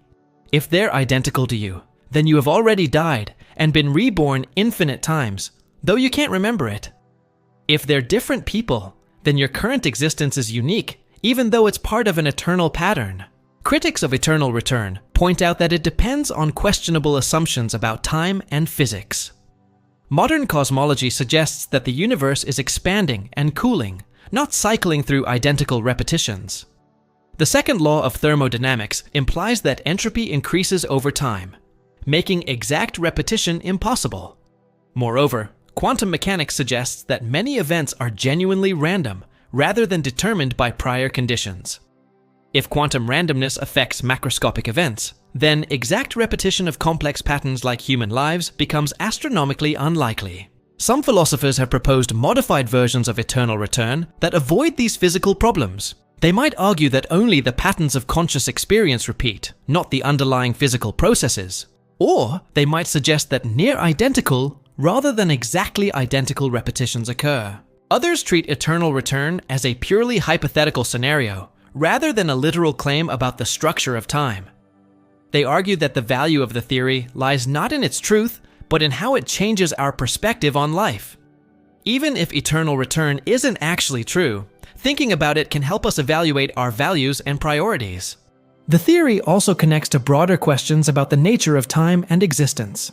If time is truly infinite in both directions, then questions about the uniqueness of any moment become complex. Why is this particular iteration of your life special compared to the infinite others? What makes now different from all the other identical nows scattered throughout eternal time? Some interpretations of eternal return suggest that all iterations exist simultaneously in a higher dimensional space, similar to how all points on a circle exist simultaneously, even though we experience them sequentially. Under this view, your entire life, past, present, and future, exists eternally, and the infinite repetitions are just different perspectives on the same eternal reality. This connects eternal return to other philosophical theories we've explored, like eternalism and the many worlds interpretation. If all times exist equally, or if all possible worlds exist, then repetition might be built into the fundamental structure of reality, rather than being a temporal process. Contemporary physics has found some intriguing connections to cyclical cosmologies. Some theories propose that the universe goes through cycles of expansion and contraction, or that our universe is part of an eternal multiverse where similar regions spontaneously appear. While these don't support exact repetition of human lives, they suggest that cyclical time might not be as foreign to modern science as it initially appears. But whether or not eternal return is literally true, it serves as a powerful tool for examining how we relate to our existence. It forces us to confront questions about whether we would choose our actual lives if we could live any life whatsoever, repeated infinitely. Most people, when honestly confronting eternal return, find aspects of their lives they would desperately want to change if they could. But the theory suggests that this dissatisfaction might reflect a failure to fully embrace existence as it actually is, rather than as we wish it could be. Nietzsche saw eternal return as separating people into two categories: those who would embrace infinite repetition of their lives, and those who would be horrified by it. The former represent what he called higher types, who have learned to love existence completely. The latter represent those who remain trapped in resentment against life. In an eternal return universe, you have already lived through every joy and every sorrow infinite times, and you will live through them infinite times more. The question the theory poses is not whether this is true, but whether this prospect fills you with horror or with a profound yes to existence itself. Perhaps the deepest challenge of eternal return is that it offers no escape, no possibility of redemption or improvement, no hope that things will be different next time. Everything that has happened will happen again exactly as before. This can be either the ultimate nightmare or the ultimate affirmation, depending on how deeply you have learned to love the life you're actually living, rather than the life you wish you could live instead. Theory number 18. Gettier problems. For over 2,000 years, philosophers thought they had a pretty solid understanding of what knowledge is. Going back to Plato, the standard definition was that knowledge is justified true belief. If you believe something, that belief is true, and you have good reasons for believing it, then you know it.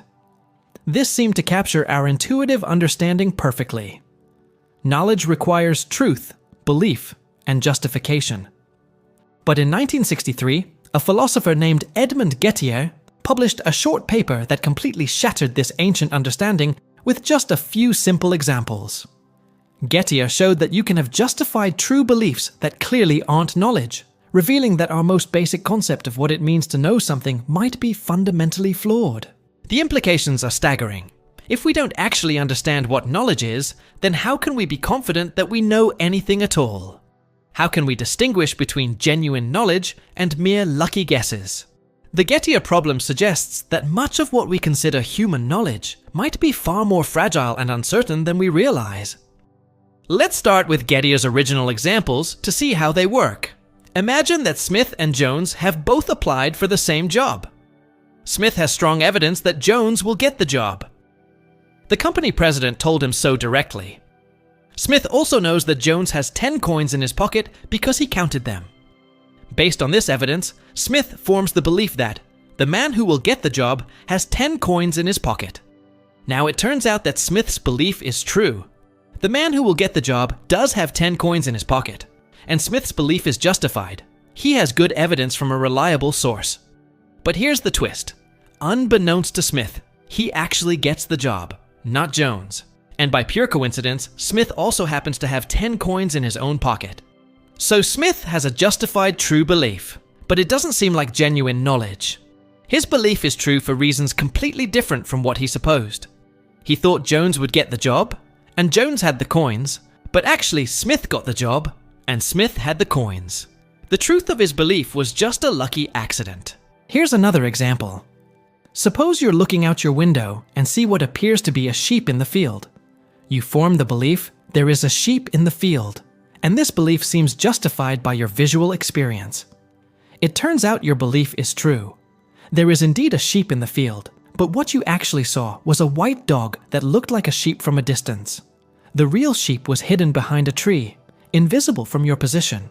Again, you have a justified true belief that doesn't seem to constitute genuine knowledge. Your belief is true, but for reasons unrelated to your justification. You thought you knew there was a sheep in the field based on seeing it, but you were actually seeing something else entirely.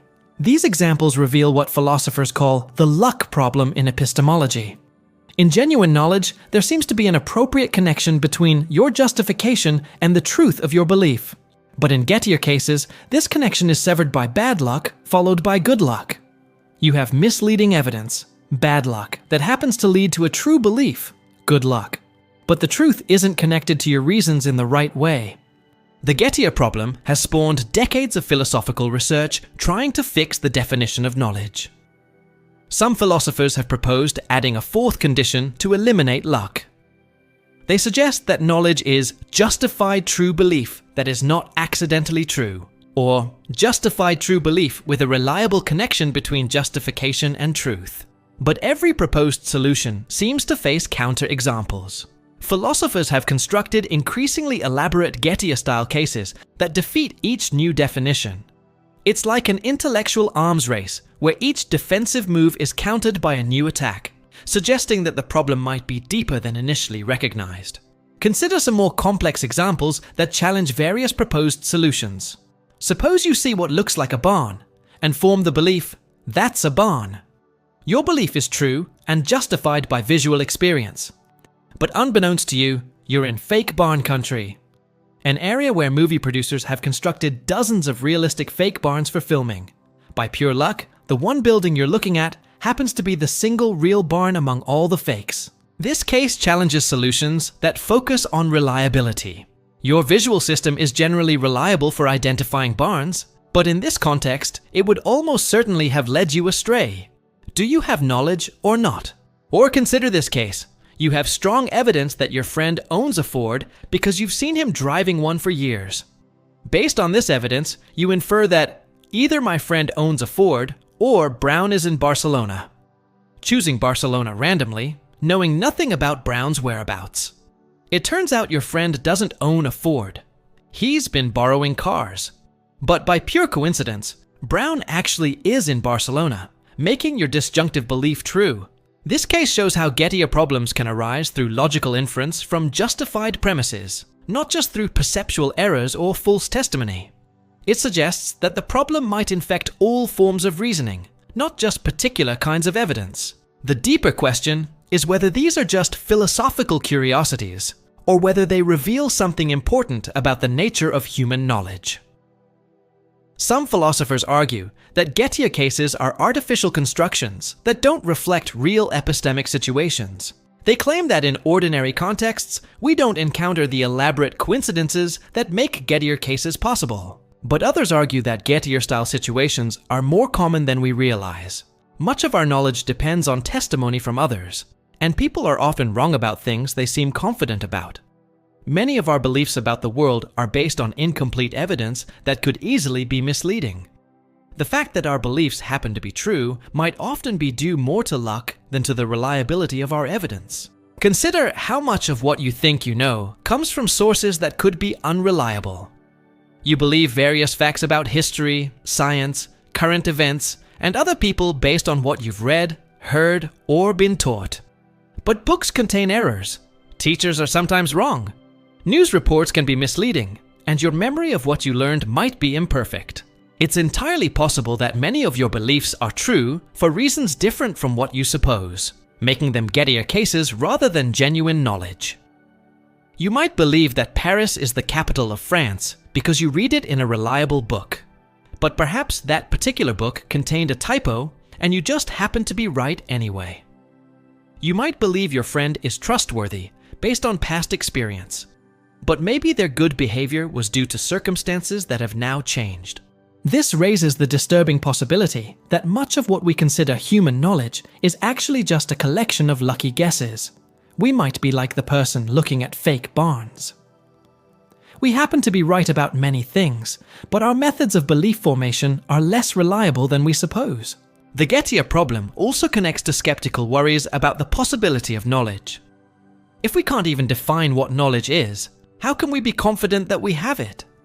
If justified true belief isn't sufficient for knowledge, and we can't agree on what additional conditions are needed, then perhaps genuine knowledge is much rarer than we think. Some philosophers have responded by abandoning the project of analyzing knowledge in terms of necessary and sufficient conditions. They argue that knowledge might be a natural kind, like water or gold. Something with a real essence that can't be captured by simple definitions. Just as it took scientific investigation to discover that water is H2O, it might take empirical research into human cognition to understand what knowledge really is. Others have proposed that knowledge is a primitive concept that can't be analyzed in terms of simpler concepts like belief, truth, and justification.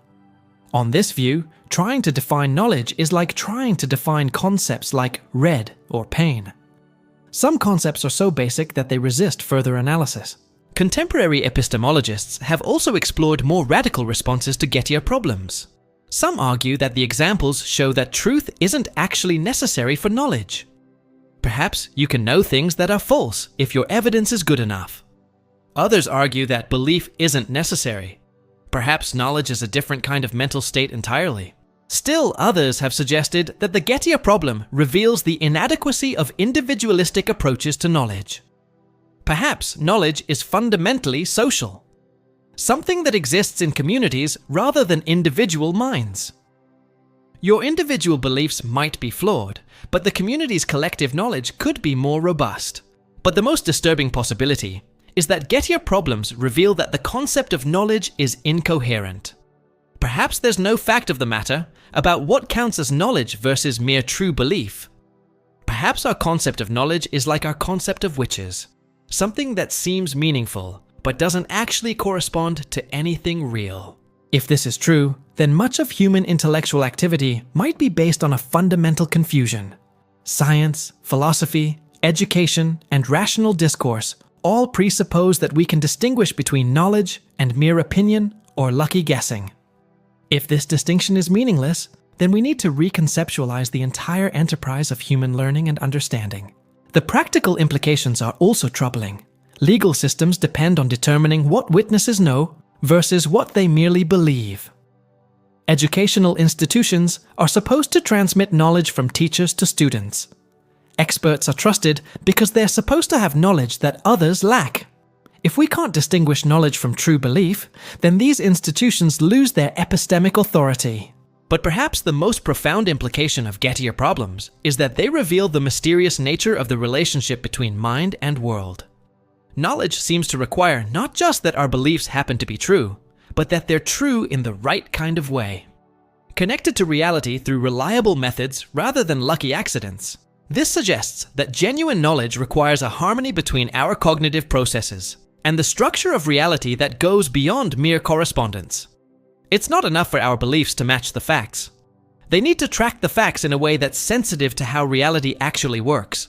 Whether or not philosophers ever solve the Gettier problem, it serves as a powerful reminder of how little we understand about our own cognitive relationship to the world. It forces us to question whether the confidence we feel about our beliefs is justified, and whether the distinction between knowledge and ignorance is as clear as we typically suppose. In a world where Gettier problems are possible, every claim to knowledge becomes more tentative, every confident belief more questionable, and every appeal to expertise more uncertain.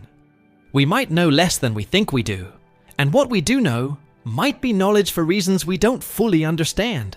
Perhaps the deepest lesson of Gettier problems is that knowledge is more fragile and mysterious than our everyday experience suggests. In trying to understand what it means to know something, we discover that we don't even know what knowledge itself is. A fitting paradox for creatures who spend their lives trying to understand themselves and their world.